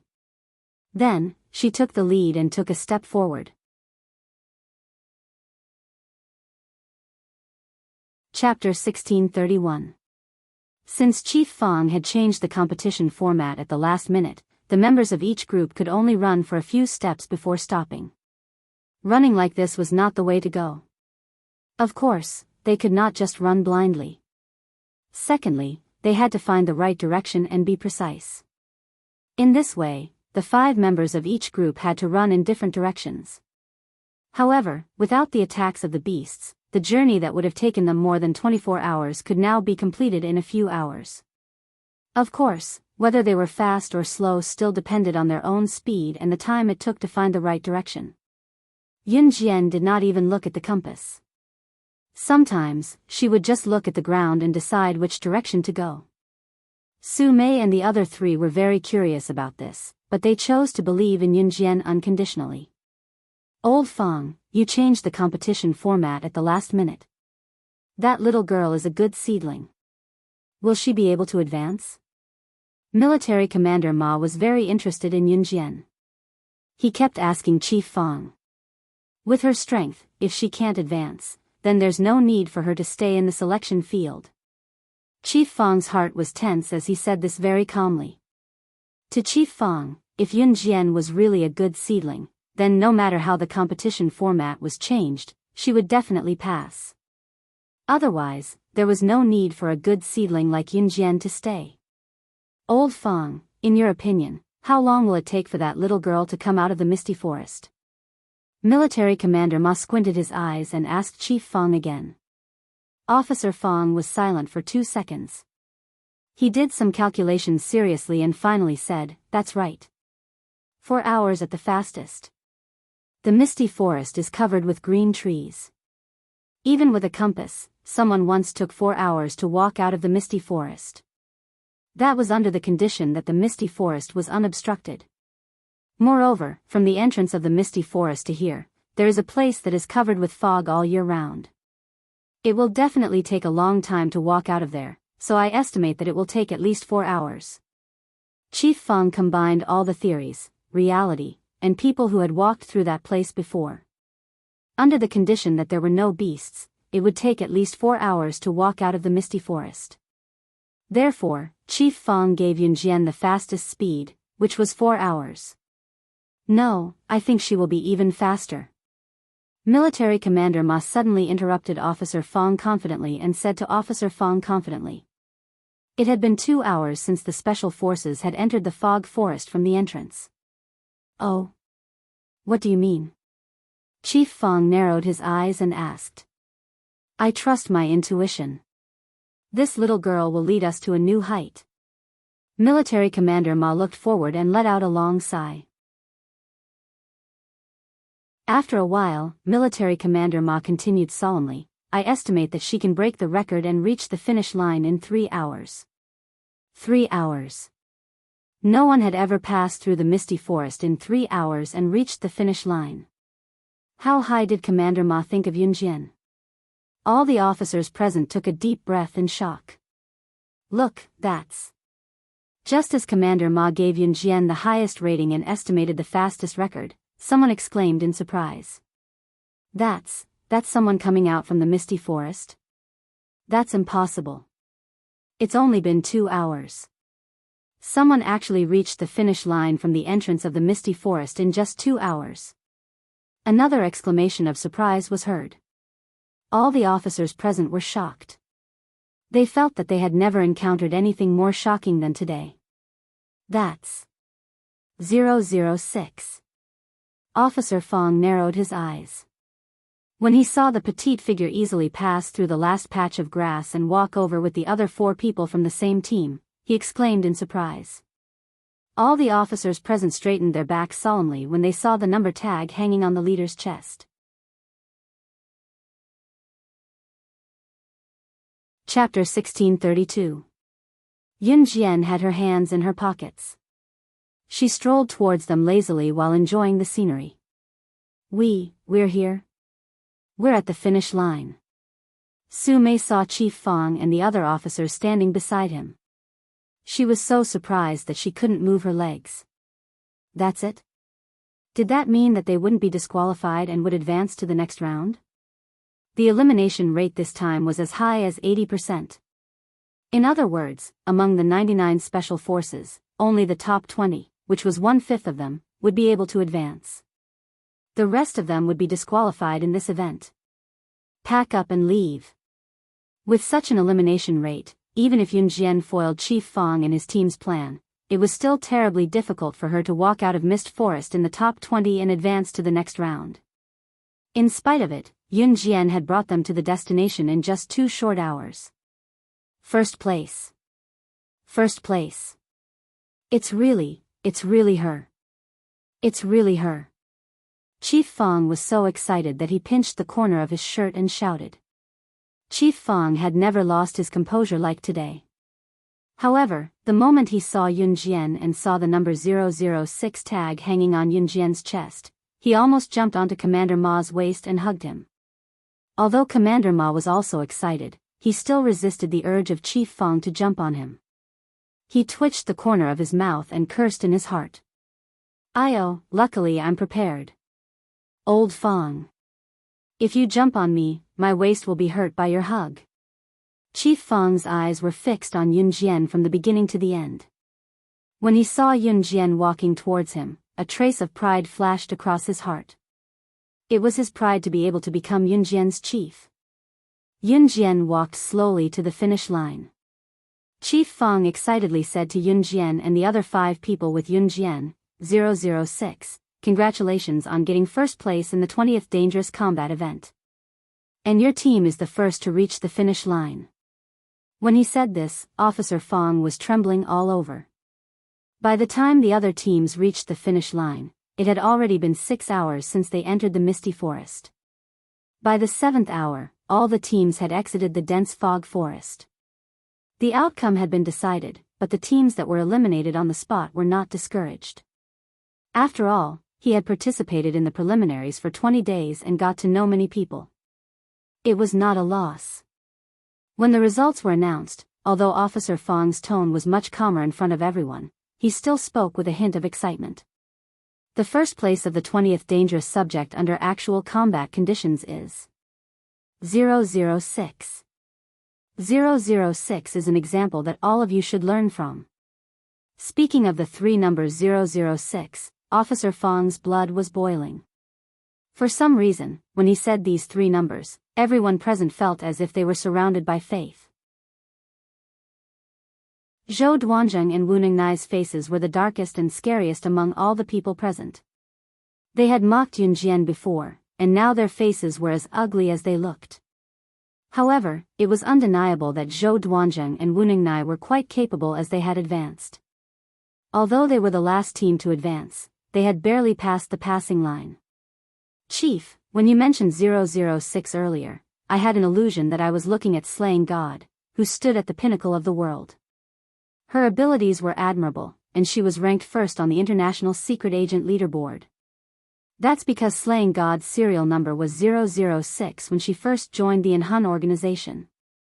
At that moment, a Special Forces soldier who was eliminated suddenly said. Although Slaying God was an international fugitive, it was undeniable that Slaying God's abilities were the lifelong pursuit of many people. 006 was Slaying God's serial number when she first joined the Enhun organization. It was like the protection of God. Yun Jian's abilities and her serial number made the Special Forces soldier feel as if he had seen Slaying God herself. Everyone around them had the same illusion when they heard that. Chapter 1633. When everyone looked at Yun Jian, they felt as if they were looking at slaying God, the number one secret agent in the world. 006. It was the symbol of strength. After the Special Forces soldier praised Yun Jian, the other Special Forces soldiers who were disqualified in this round looked at Yun Jian with admiration as if they were looking at slaying God. Putting everything else aside, the ability of slaying God, the number one secret agent in the world, was legendary. At the same time, it was the dream of countless Special Forces soldiers and a realm that they wanted to reach. Countless Special Forces soldiers wanted to fight for the quota to go to the Hunter Academy in order to train their skills to become someone like slaying God. So what if you're staring at her? She's 006, but that doesn't mean she's slaying God. Seeing that everyone was looking at Yun Jian, Zhou Duanzheng, who was standing not far away, had long found Yun Jian an eyesore. This time, he said what he wanted to say in front of everyone. 006, the same as when slaying God first joined in Hun, but what did that mean? It did not mean that Yun Jian was slaying God, the number one secret agent in the world. Even if Yun Jian's performance was shocking, Zhou Duanzheng had never seen Yun Jian show off her amazing skills. To Zhou Duanzheng, even if Yun Jian had surprised a bunch of people, she was just taking advantage of the situation. At most, she was smarter. Looking at her skinny body, she did not look like she had much strength. That's true, but the young lady is really amazing. She needs to be praised. At least, I can't reach her level now. Haha. I've been disqualified. A man in his 30s refuted Zhou Duanzheng's statement tactfully. He first smiled, then praised Yun Jian indirectly. With an 80% elimination rate, it was amazing that a teenage girl like Yun Jian could stay in the selection field. Zhou Duanzheng clenched his fists. He originally wanted to say something, but he forcefully swallowed the words that he wanted to say. He would use his fists and strength to show Yun Jian in the next few days that it was impossible for her to compete for the top 3 spots in the Hunter Academy with just some tricks. He would let her know that leaving the selection field with serious injuries was not a joke. The results of the competition are out. Many people have left. You can leave the selection field tonight. Chief Fang signaled for everyone to quiet down and said to the Special Forces soldiers who had been disqualified. Don't be upset that you've been disqualified because you're not disqualified. You're just temporarily. Next year, the year after that, and the year after that, there's still plenty of time for you to make a comeback. Remember that each and every one of you are the pride of Country Z. Everyone has their own value. Officer Fang patted his chest and spoke very solemnly, spreading his passionate words to everyone present. After he said that, the Special Forces soldiers who were disappointed that they had been eliminated mustered their courage again. Chief Fang at the same time, at the same time, at the same time, at the same time, at the same time, at the same time. After sending away all the Special Forces soldiers who had been disqualified, there were only 20 Special Forces soldiers left, including Nan Linlin and Luo Mei. Nan Linlin and Luo Mei were not included in the 20 Special Forces soldiers. They were there purely to experience life. Luo Mei, on the other hand, was very hardworking in learning martial arts. After sending away all the Special Forces soldiers who had been disqualified, Chief Fang gathered the remaining 20 Special Forces soldiers in an empty space. Nan Linlin and Luo Mei were not included in this group of 20 Special Forces soldiers. I'll bring you to a Taekwondo dojo later. You'll stay there for the next few days. We're just borrowing the dojo space. The remaining 20 Special Forces soldiers will fight one-on-one. You'll fight each other once a day. I'll explain the rules later. When we get there, the Taekwondo dojo has its own business. Everyone can train in the Taekwondo dojo, but don't disturb their business. I'll take you there now. Chapter 1634. After Officer Fang finished speaking, he asked the people who stayed behind to pack their luggage. After staying here for 20 days, Luo Mei was reluctant to leave. So many of us were eliminated so suddenly. I feel a little sad. Luo Mei pouted and said dejectedly. All good things must come to an end. Our selection competition will officially end in 10 days. Su Mei had to say something that made Luo Mei's heart ache. Luo Mei was still too naive. Then can I still hang out with you guys in the future? Luo Mei looked at Yun Jian and then at Su Mei and asked expectantly. Of course. Su Mei answered coolly. Luo Mei heard Su Mei's words and looked at Yun Jian expectantly. Sure. Yun Jian's red arc moved slightly and she said calmly. That's great. Luo Mei smiled at Yun Jian and Su Mei and clapped her hands excitedly. TSK, we've only been together for a few days. You're acting as if you've already been through life and death together. Pretentious. Nan Linlin heard what Luo Mei said to Yun Jian and Su Mei and couldn't help but complain. As soon as she finished speaking, Nan Linlin's call was connected. She hurriedly pressed the hands-free button and pressed the phone to her ear. The disgusting face just now instantly disappeared and was replaced by an intimate and disgusting smile. Hello dear, what are you doing? Me? We're going to a taekwondo dojo. I don't know where it is. Okay, I'll send you the address as soon as I know it. I love you too. I want a kiss. I've been here for you for the past few days and I've been bored to death. Yun Jian raised her eyebrows slightly after Nan Linlin's mushy words. Luo Mei and Su Mei's tolerance was obviously weaker than Yun Jian's. Even though it was not their first time hearing Nan Linlin's mushy words, their lips still twitched.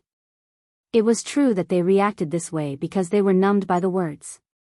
However, Yun Jian had already packed her bag. She slung it over her shoulder and was about to walk out. We're ready too. Luo Mei and Su Mei couldn't stay any longer. They quickly picked up their luggage and followed Yun Jian out of the door. After everyone had arrived, Officer Fong led them to the taekwondo gym he had mentioned. This taekwondo dojo was very big. It was the only dojo in the entire Z country. It took Officer Fong 2 hours to take a bus to get here. Other taekwondo dojos only had 1 floor, and the area was not large, but this taekwondo dojo's had 3 floors. The entire 3 floors were the taekwondo dojo's territory. Each of the 3 floors was an endless training ground. The business here was very big, and there were many people who came here to practice taekwondo. Moreover, there was a hotel on the 3rd floor of the taekwondo club. As soon as Yun Jian and the others arrived, they were arranged to stay in a hotel on the 3rd floor of the taekwondo dojo. Because the business of the taekwondo dojo was booming, many big shots from all over the country came here. Even some famous people from the world came here, so the business of the hotel was also booming. After Yun Jian and the others checked in on the 3rd floor, the one-on-one competition was not in a hurry to start. At night, Officer Fong gave everyone some free time. They could also go out with their friends, go to restaurants, go to the supermarket to buy something to eat, and so on. After Yun Jian, Su Mei, Luo Mei, and the others settled down, they went downstairs to look for food. It was still early.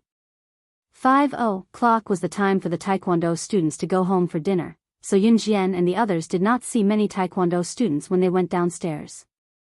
They found a snack bar nearby and sat down to order 3 bowls of pickled vegetable noodles. Just as Yun Jian and the others relaxed, they heard someone at the next table mention, "Hey, did you guys know? I heard that many special forces have just moved in at the taekwondo dojo next door. It's said that there will be a one-on-one competition to choose the best 3 people."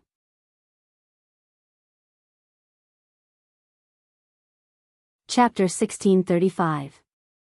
Special Forces? Special Forces coming to the taekwondo dojo for a fight? Is this news real or fake? Did you inquire wrongly? Another person asked in a slightly suspicious tone. How can my news be fake? Do you know about the International Hunting Academy? It's the place where the Special Forces are trained. I heard that this time, the Special Forces will compete here and choose the best 3, so that they can send the best 3 to the hunting school to further their studies. I heard that 80 Special Forces have been eliminated and the top 20 have been chosen. The final battle will be held at the taekwondo dojo. The top 20 special forces are the best in the whole of country Z. They're not something that normal special forces can compare to. The burly man sitting next to him slurped his noodles and described the incident as if he was intoxicated. He looked as if he was one of the powerful special forces soldiers that he described. Hearing the man's boasting, the other burly men beside him were mesmerized. They clapped their hands and exclaimed, "Amazing! Amazing!" They didn't know that two of the special forces that they were boasting about were right next to them. It was normal that outsiders couldn't tell Yunjian and Su Mei's strength from their looks. Ahem. Su Mei blushed in embarrassment when she heard the boos of the men next to her. She coughed twice to show her embarrassment. Luo Berry and Nan Linlin weren't counted among the 20, so Luo Berry was just a little surprised. Yunjian was calm as if nothing could change her expression. The noodles are here. 3 bowls of kimchi noodles. It's warm, be careful not to burn it. The shop owner brought 3 bowls of freshly cooked kimchi noodles and placed them in front of Yunjian and the other 2. Wow! It looks delicious. Luo Berry couldn't help but pick up her chopsticks and put the noodles into her mouth. Phew! It's so hot. Don't burn yourself. Luo Huan gasped. She took 2 deep breaths. Then, she was afraid that Yunjian and Su Mei would be scalded like her. She endured the burning pain in her mouth and quickly spoke to Yunjian and Su Mei. Hurry up and drink some water. Look at how impatient you are. Su Mei laughed dryly and quickly poured a cup of water for Luo Mei. Yunjian's eyelids lifted slightly, and her red eyes curved slightly. Yunjian ordered 3 bowls of noodles in a row and ate them all without blushing. Maybe it was because the noodles were too delicious. By the time they finished dinner, it was already 6:30 p.m. As soon as Yunjian and the other 2 returned to the Taekwondo dojo, they saw about 20 to 30 Taekwondo students practicing boxing on the training ground on the first floor. There were also quite a few people standing around. It seemed like they were here to watch the show. Come on. Come on. Come on. Go Lin Kuan. There were actually girls dressed as cheerleaders standing by the side. They seemed to be cheering for a handsome boy among the 20 to 30 Taekwondo students. They seemed to be having a competition. Let's stay and watch before going back. Su Mei was suddenly interested. She squinted her eyes and said, "Sure." Luo Berry nodded. Yunjian also stood in the same spot. These students were all practicing Taekwondo moves to see who could perform better. The male student named Lin Kuan instantly became the center of attention. Chapter 1636. That boy named Lin Kuan was the one with the most cheers out of all the Taekwondo students present. Moreover, this boy named Lin Kuan's punching technique was indeed vigorous and on point. Lin Kuan very much enjoyed being the center of attention. The girls around him were wearing cheerleading outfits and cheering him on. Today was the Taekwondo dojo's monthly punching competition. It was a competition of whose punches were on point and accurate. Ha! It wasn't until this boy named Lin Kuan threw the last punch that the group of girls wearing cheerleading outfits screamed and the atmosphere reached its climax. There were also many parents standing around. It seemed that most of them were here to accompany their son. Seeing their son punching in front of these 20 to 30 Taekwondo students, they suddenly felt a sense of pride. Some parents even pulled the surrounding people and pointed at a certain figure and said, "This is my son," and so on. That boy named Lin Kuan was about 18 or 19 years old. When he threw the last punch and received the screams of the surrounding girls, his smug look could no longer be concealed. They are all so powerful. They are simply young geniuses. Each and every one of them has a unique skill. A parent exaggeratedly screamed and praised the 20 to 30 Taekwondo students. The scene had already reached its peak. Countless people were cheering and screaming uncontrollably. They are the hope of our country. Some parents even shouted loudly. To the parents, these youths who trained in Taekwondo were like martial arts experts. Because they knew Taekwondo. That feeling was different from that of ordinary youths. In short, in the eyes of the parents, as long as the children had a little bit of ability, they were already very powerful. This was also the reason why that boy named Lin Kuan, who looked quite good, was so smug. When a person was smug, it was completely dependent on the people around him flattering him. If no one around him flattered him, then there was no doubt that this person would not feel that he was different from ordinary people. After Lin Kuan finished punching, he domineeringly turned his head. He walked over and took a bottle of mineral water from a girl. He opened it and drank it. This girl was so happy that she almost fainted. Lin Kuan actually took the mineral water from her hand. Lin Kuan was already tired of these girls. Every time it was the same group of people who came to watch him punch. Once or twice, he felt very smug and knew how to brag about his strength. But every time it was the same group of people who came to watch him punch and then screamed and cheered. He was no longer satisfied. Just as Lin Kuan drank the mineral water that the girl gave him, he inadvertently glanced at Yun Jian and the other two not far away.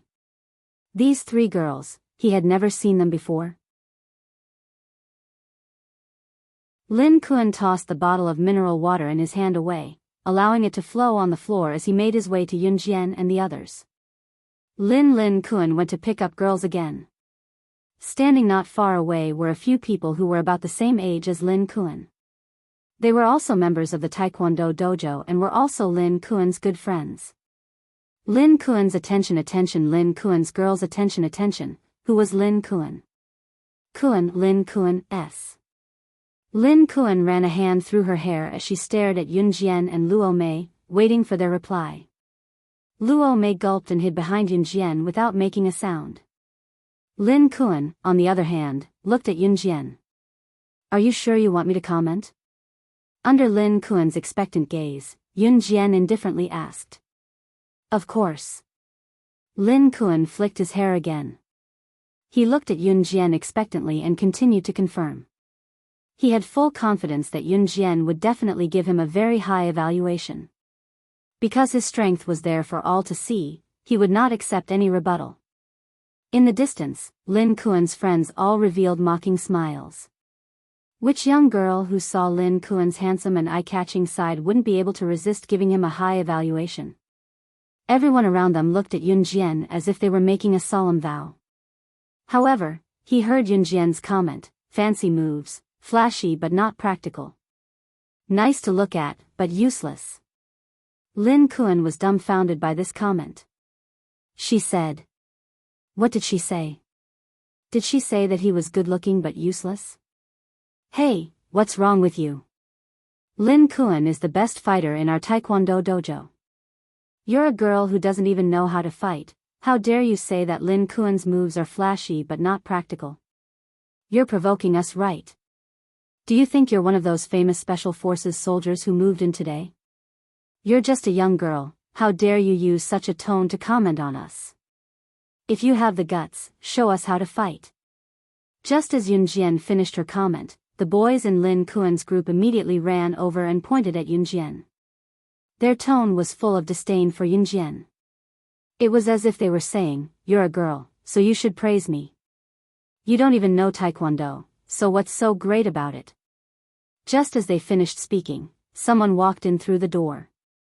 The man looked around and found his target before calling out to Yun Jian, Su Mei, and Luo Berry, "You're here, 006, 057, 101, Officer Fong is calling us to gather outside." This person was one of Yun Jian's special forces soldiers. Suddenly hearing this person's words, the boy who said that Yun Jian was not good was shocked.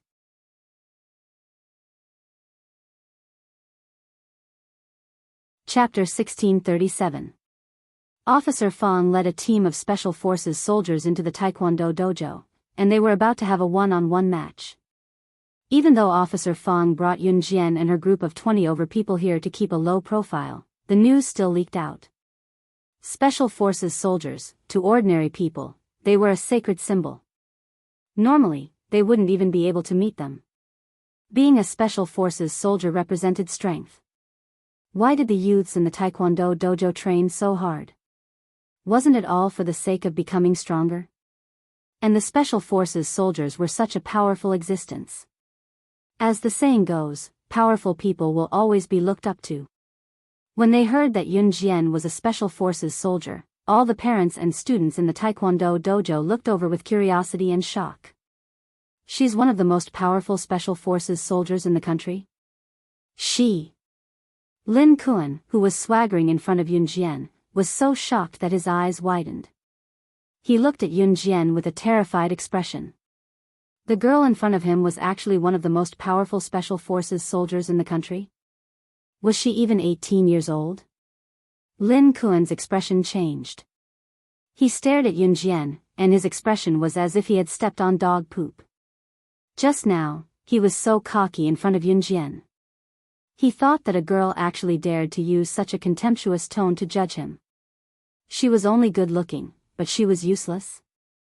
But now, it seemed that his actions just now had turned into a ridiculous joke. Lin Kuan's expression was extremely dark. Let's go, let's gather. Su Mei was the oldest after all. She saw Lin Kuan and this group of brats talking about Yun Jian like that, and now they were being humiliated. She only twitched the corner of her mouth and was too lazy to argue with them. Su Mei waved at Yun Jian and Luo Mei, and walked towards the Taekwondo dojo's main entrance. Yun Jian only sneered slightly, and then she turned around and followed Su Mei out of the Taekwondo dojo. Yun Jian's fluttering long hair was tied up high at the back of her head. She wore a black tight suit, and her tall and beautiful figure was vividly displayed. Her back view was so free and easy that it made people's blood boil. Are all the Special Forces soldiers gathering at the entrance? Let's go, this is a once-in-a-lifetime opportunity. Why aren't you guys going to take a look? Some parents reacted and shouted excitedly. All the students and parents in the Taekwondo dojo reacted and followed them out.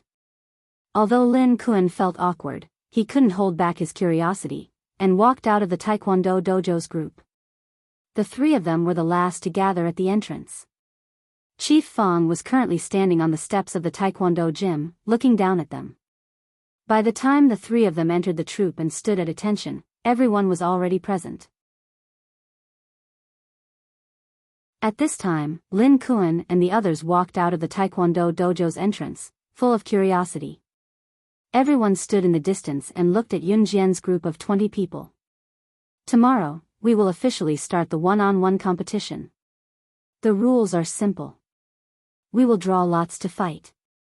The winner will stay, and the loser will pack up and leave. From today onwards, there will be a competition every day until the final 3 people are chosen. Officer Fong and the others were all present, and he spoke very solemnly. Because they were temporarily gathered at the entrance of the Taekwondo dojo, the passers-by stopped and looked over. Parents, Lin Kuan, and the others were all standing around. What shocked Lin Kuan and the others the most was that Yun Jian was actually a member of the Special Forces. But the shock was far more than that. After Officer Fong finished his speech, he continued, "Now, each of you can express your thoughts or your confidence in the competition." Officer Fong looked at Yun Jian and said to Yun Jian, 006, "You have the best ability. You go first." After he finished speaking, Lin Kuan and the others watched as Yun Jian walked out from the group of Special Forces soldiers, and then walked up. The best ability? The youngest girl actually had the best ability?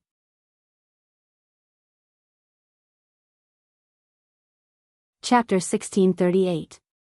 Lin Kuan and the others watched as Yun Jian left the team and slowly walked to the stairs of the Taekwondo dojo.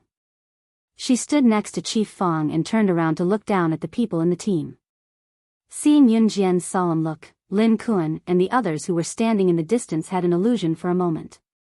Yun Jian's appearance was like the king of all, looking down on everyone.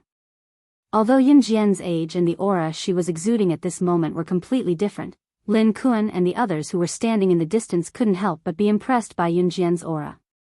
At this moment, Lin Kuan seemed to feel the difference between himself as a Taekwondo player and Yun Jian as the king of the Special Forces.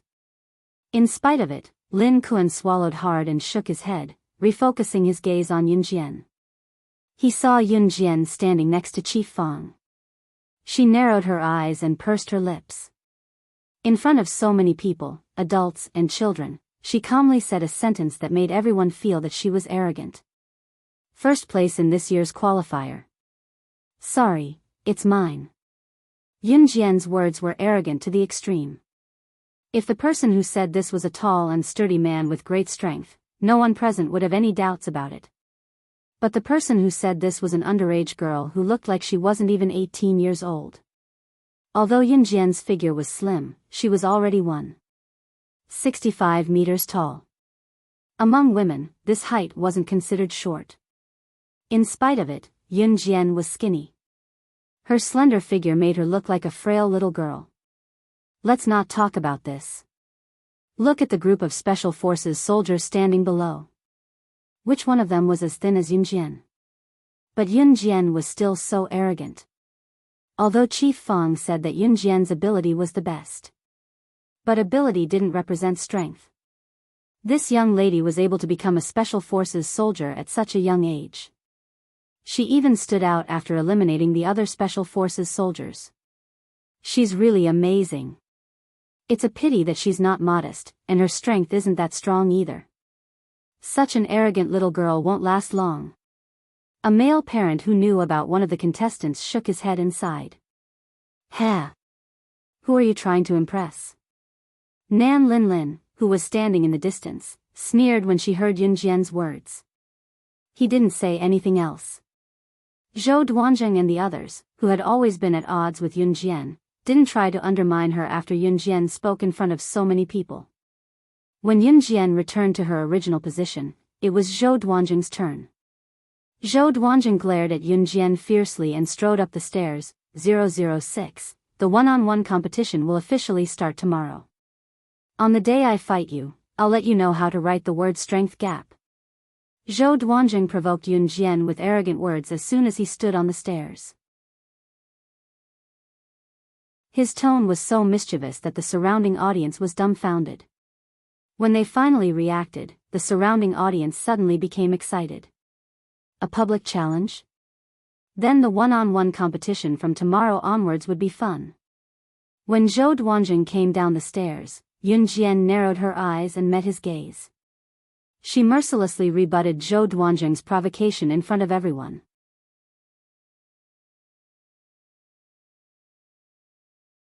Chapter 1639.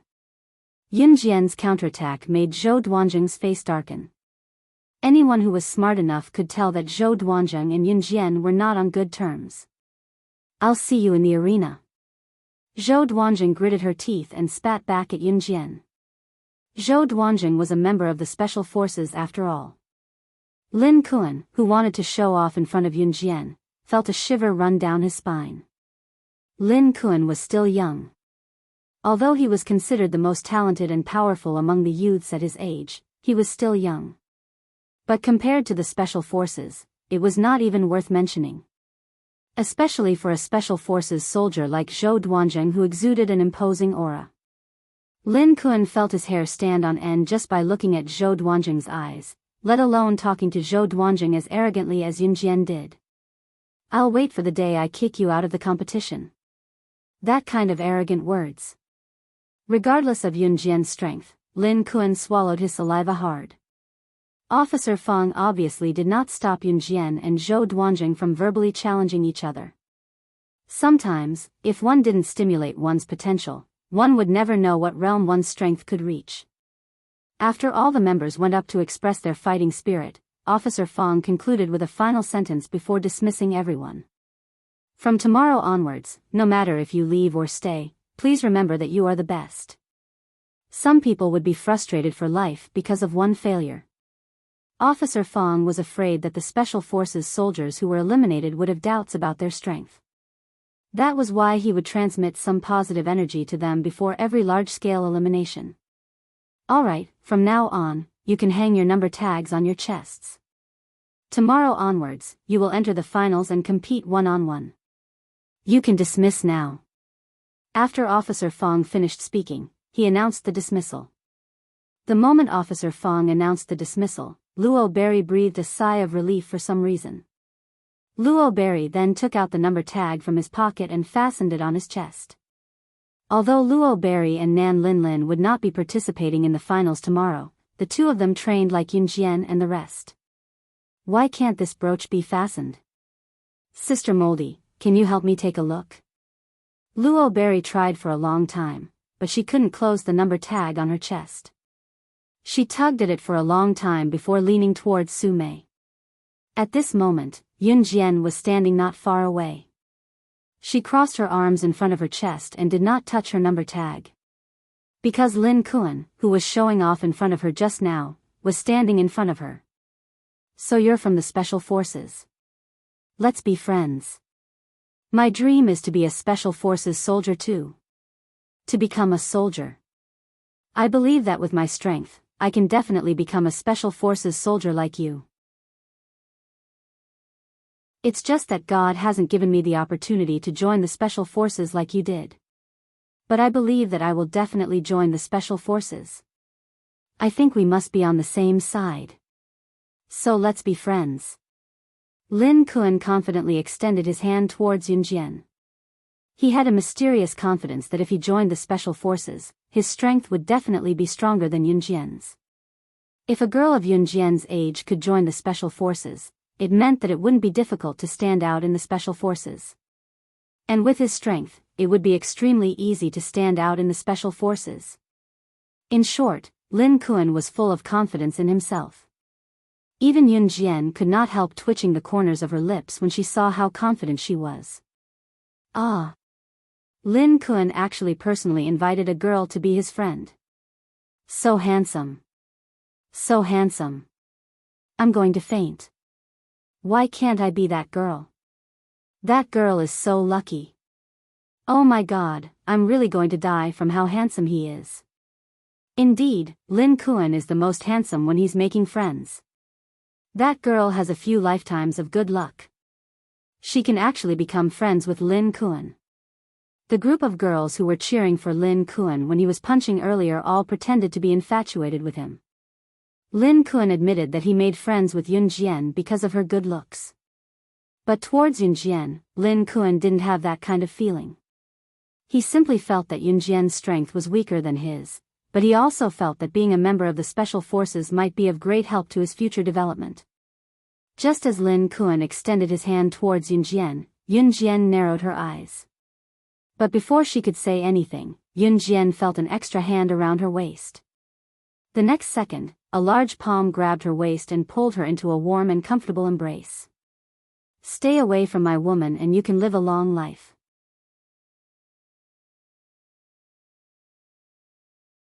Chapter 1640. That warm chest, even if Yunjian didn't guess, she could guess who it was. Who else could it be other than him? As long as Yunjian was free and could come out, CE would come to find her. To describe CE in an unkind way, even if she hid at the ends of the earth, he would still use his super invincible nose that was 100 million times more sensitive than a dog's nose to find her. Shoo, if she told him that she dared to use the super invincible nose to describe his ability to find people, Yunjian reckoned that she wouldn't be able to get out of bed tomorrow. He would definitely love and dote on her. You are her boyfriend? Lin Kuan wasn't as ignorant as any of the boys that Yunjian had met before. Other than being arrogant, Lin Kuan was an outstanding person.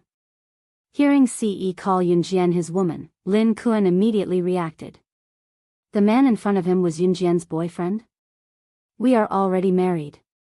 She is now my wife. CE didn't care what Lin Kuan thought of Yunjian. As he spoke, he reached his slender hand into his trouser pocket. Yunjian only needed to look at CE's hand gesture to know what CE was going to do. He was going to take out their marriage certificate from Country R again. Yunjian felt a little embarrassed to talk about CE's strange habit. She coughed twice and reached out to grab CE's hand, stopping CE from taking out the marriage certificate.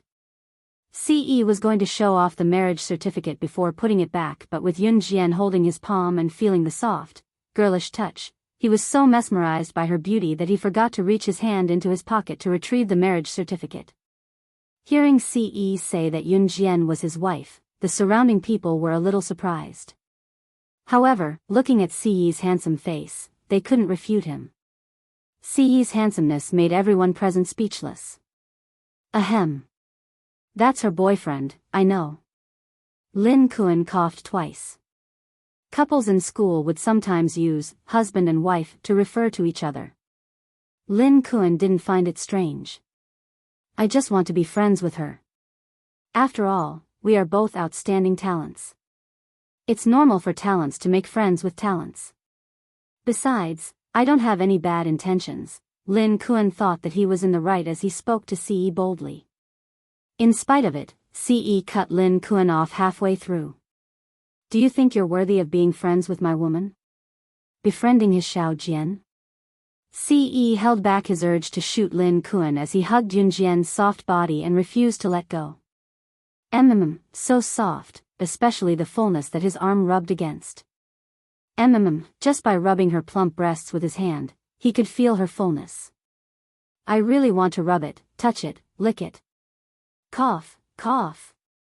If Yun Jian knew what Ce was thinking right now, she probably wouldn't allow Ce to hug her. Wow. Yun Jian, you're married. Congrats, congrats, congrats. As a good friend, I'm definitely going to attend your wedding in the future. Luo Mei was surprised by Siyi's words, but she chose to believe him and congratulated Yun Jian right away.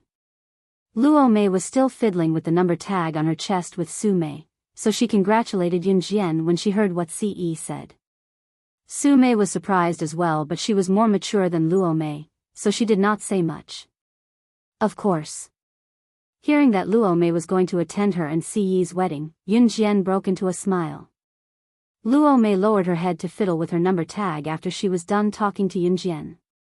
Why couldn't she get it up? Nan Linlin, who was a distance away, was indignant when she saw that Yun Jian had such a handsome boyfriend. Seeing that Luo Mei was close to Yun Jian and was fiddling with her brooch, Nan Linlin walked over and bumped into Luo Mei hard. Ah! Luo Mei fiddled with the brooch, and it pierced into her hand. She screamed from the pain. Yun Jian and Su Mei were about to make a move when they saw it. However, before Yun Jian and Su Mei could do anything, Nan Linlin, who was about to enter the Taekwondo dojo, was grabbed by Immerse and who was standing behind Ce, stopping her from moving forward.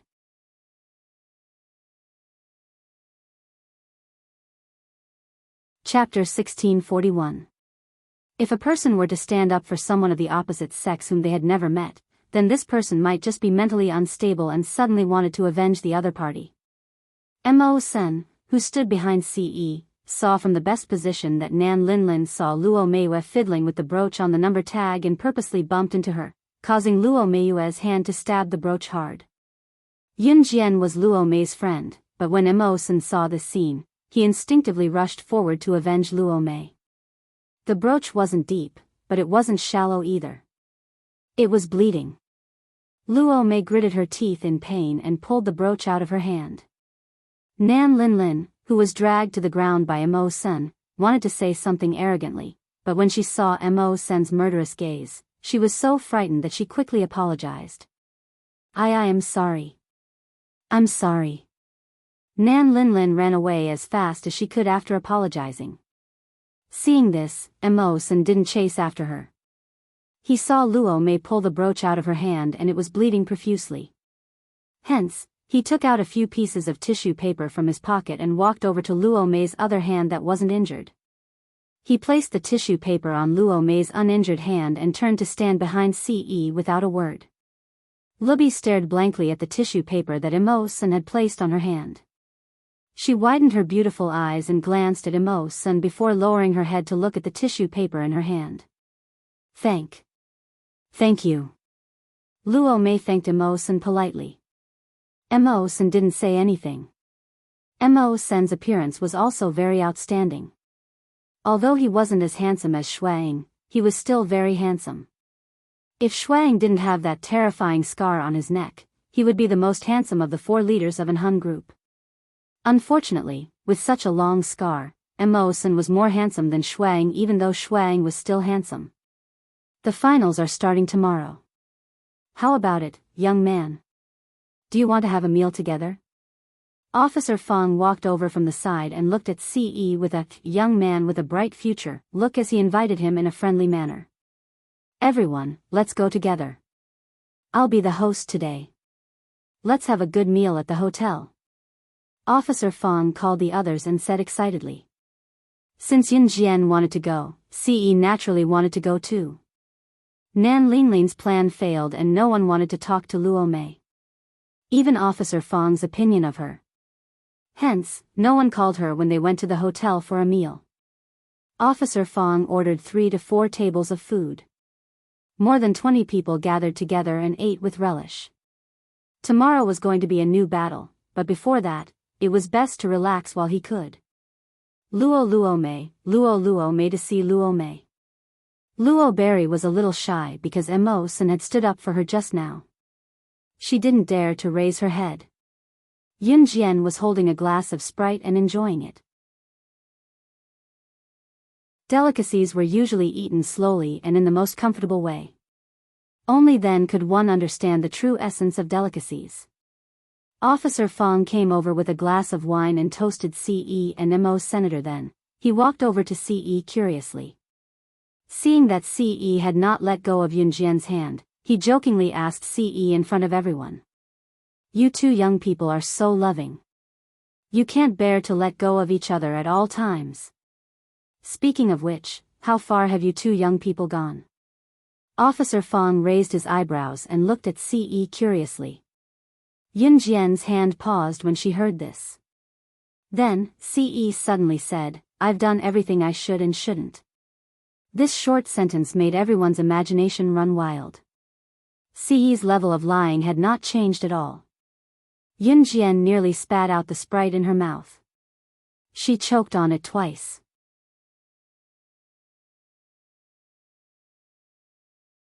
Chapter 1642. Pfft. As soon as CE finished speaking, Officer Fong, who was holding a glass of wine to toast CE, didn't forget to toast the people around him. When CE said the last sentence, Officer Fong was still holding a glass of wine to toast the people around him. At the same time, Officer Fong had already put the glass to his mouth and took a small sip of wine. The wine was still lingering in his mouth, but before he could swallow it, CE's words had already rung out. These shocking words caused Officer Fong to spit out the wine he hadn't swallowed in time. It sprayed directly onto the face of a Special Forces soldier sitting in front of him. After Officer Fong let out a sigh of relief, his expression changed drastically. He hurriedly took out pieces of tissue paper from the dining table and apologized while wiping the face of the Special Forces soldier who had been sprayed in front of him. Sir. I'm fine. The Special Forces soldier, who had been sprayed all over, looked at Officer Fong with a fake smile and continued speaking. How could he be fine? His face was covered in the other party's saliva. Cough cough. It's my fault, it's my fault. Officer Fong forced an awkward smile and looked at the Special Forces with an apologetic expression. After wiping the Special Forces soldier's face, Officer Fong came back to his senses and saw that CE had already let go of Yun Jian's belly. Actually, Yun Jian had blushed and slapped away CE's hand, who had shamelessly lied in front of everyone. The dishes were served one after another. At this moment, CE wasn't holding Yun Jian's hand.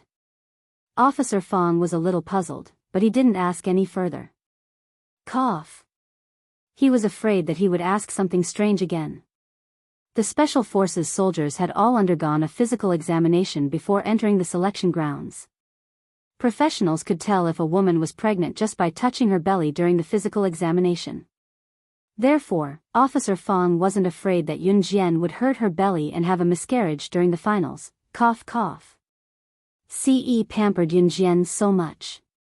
He had been holding on to Yun Jian's hand ever since he entered the room. Why did he let go now? Just as Officer Fong was puzzled, CE reached out with his slender hand. His well-defined hand held a pair of chopsticks and picked up a lobster from a plate not far away. He then placed it into his bowl. Then, he used his delicate and perfect hands to peel off the shell of the lobster.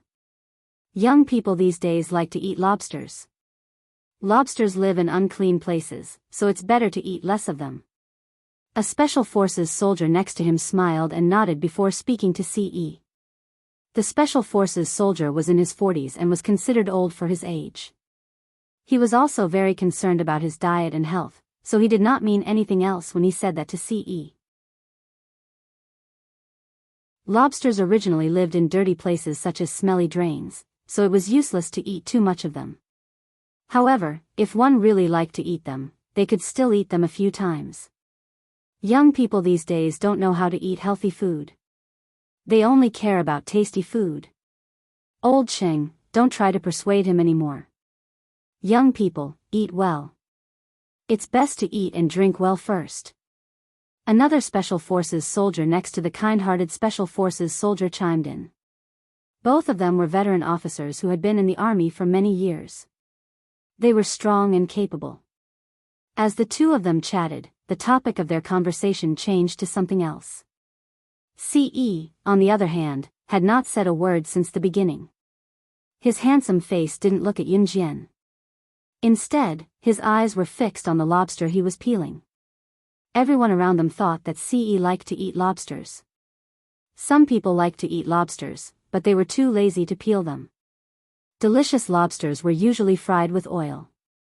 After peeling the lobster, one's hands would be covered in oil. It was so oily that it couldn't be washed off. Therefore, many people were too lazy to eat lobsters even if they liked them. At least, the people around them thought that CE was hardworking. Just as CE was peeling the lobster swiftly and everyone thought that he was going to swallow it, CE touched the plate of the lobster. CE dipped the lobster meat in the bottom of the plate and fed the lobster that he had painstakingly peeled to Yunjian. Xiao Jian, eat. He looked at her gently, showing a tenderness that he only showed to her. The people around them were surprised. You're tuning into the Romantic Tales YouTube channel. Don't forget to subscribe and join us on this journey to catch the most captivating stories.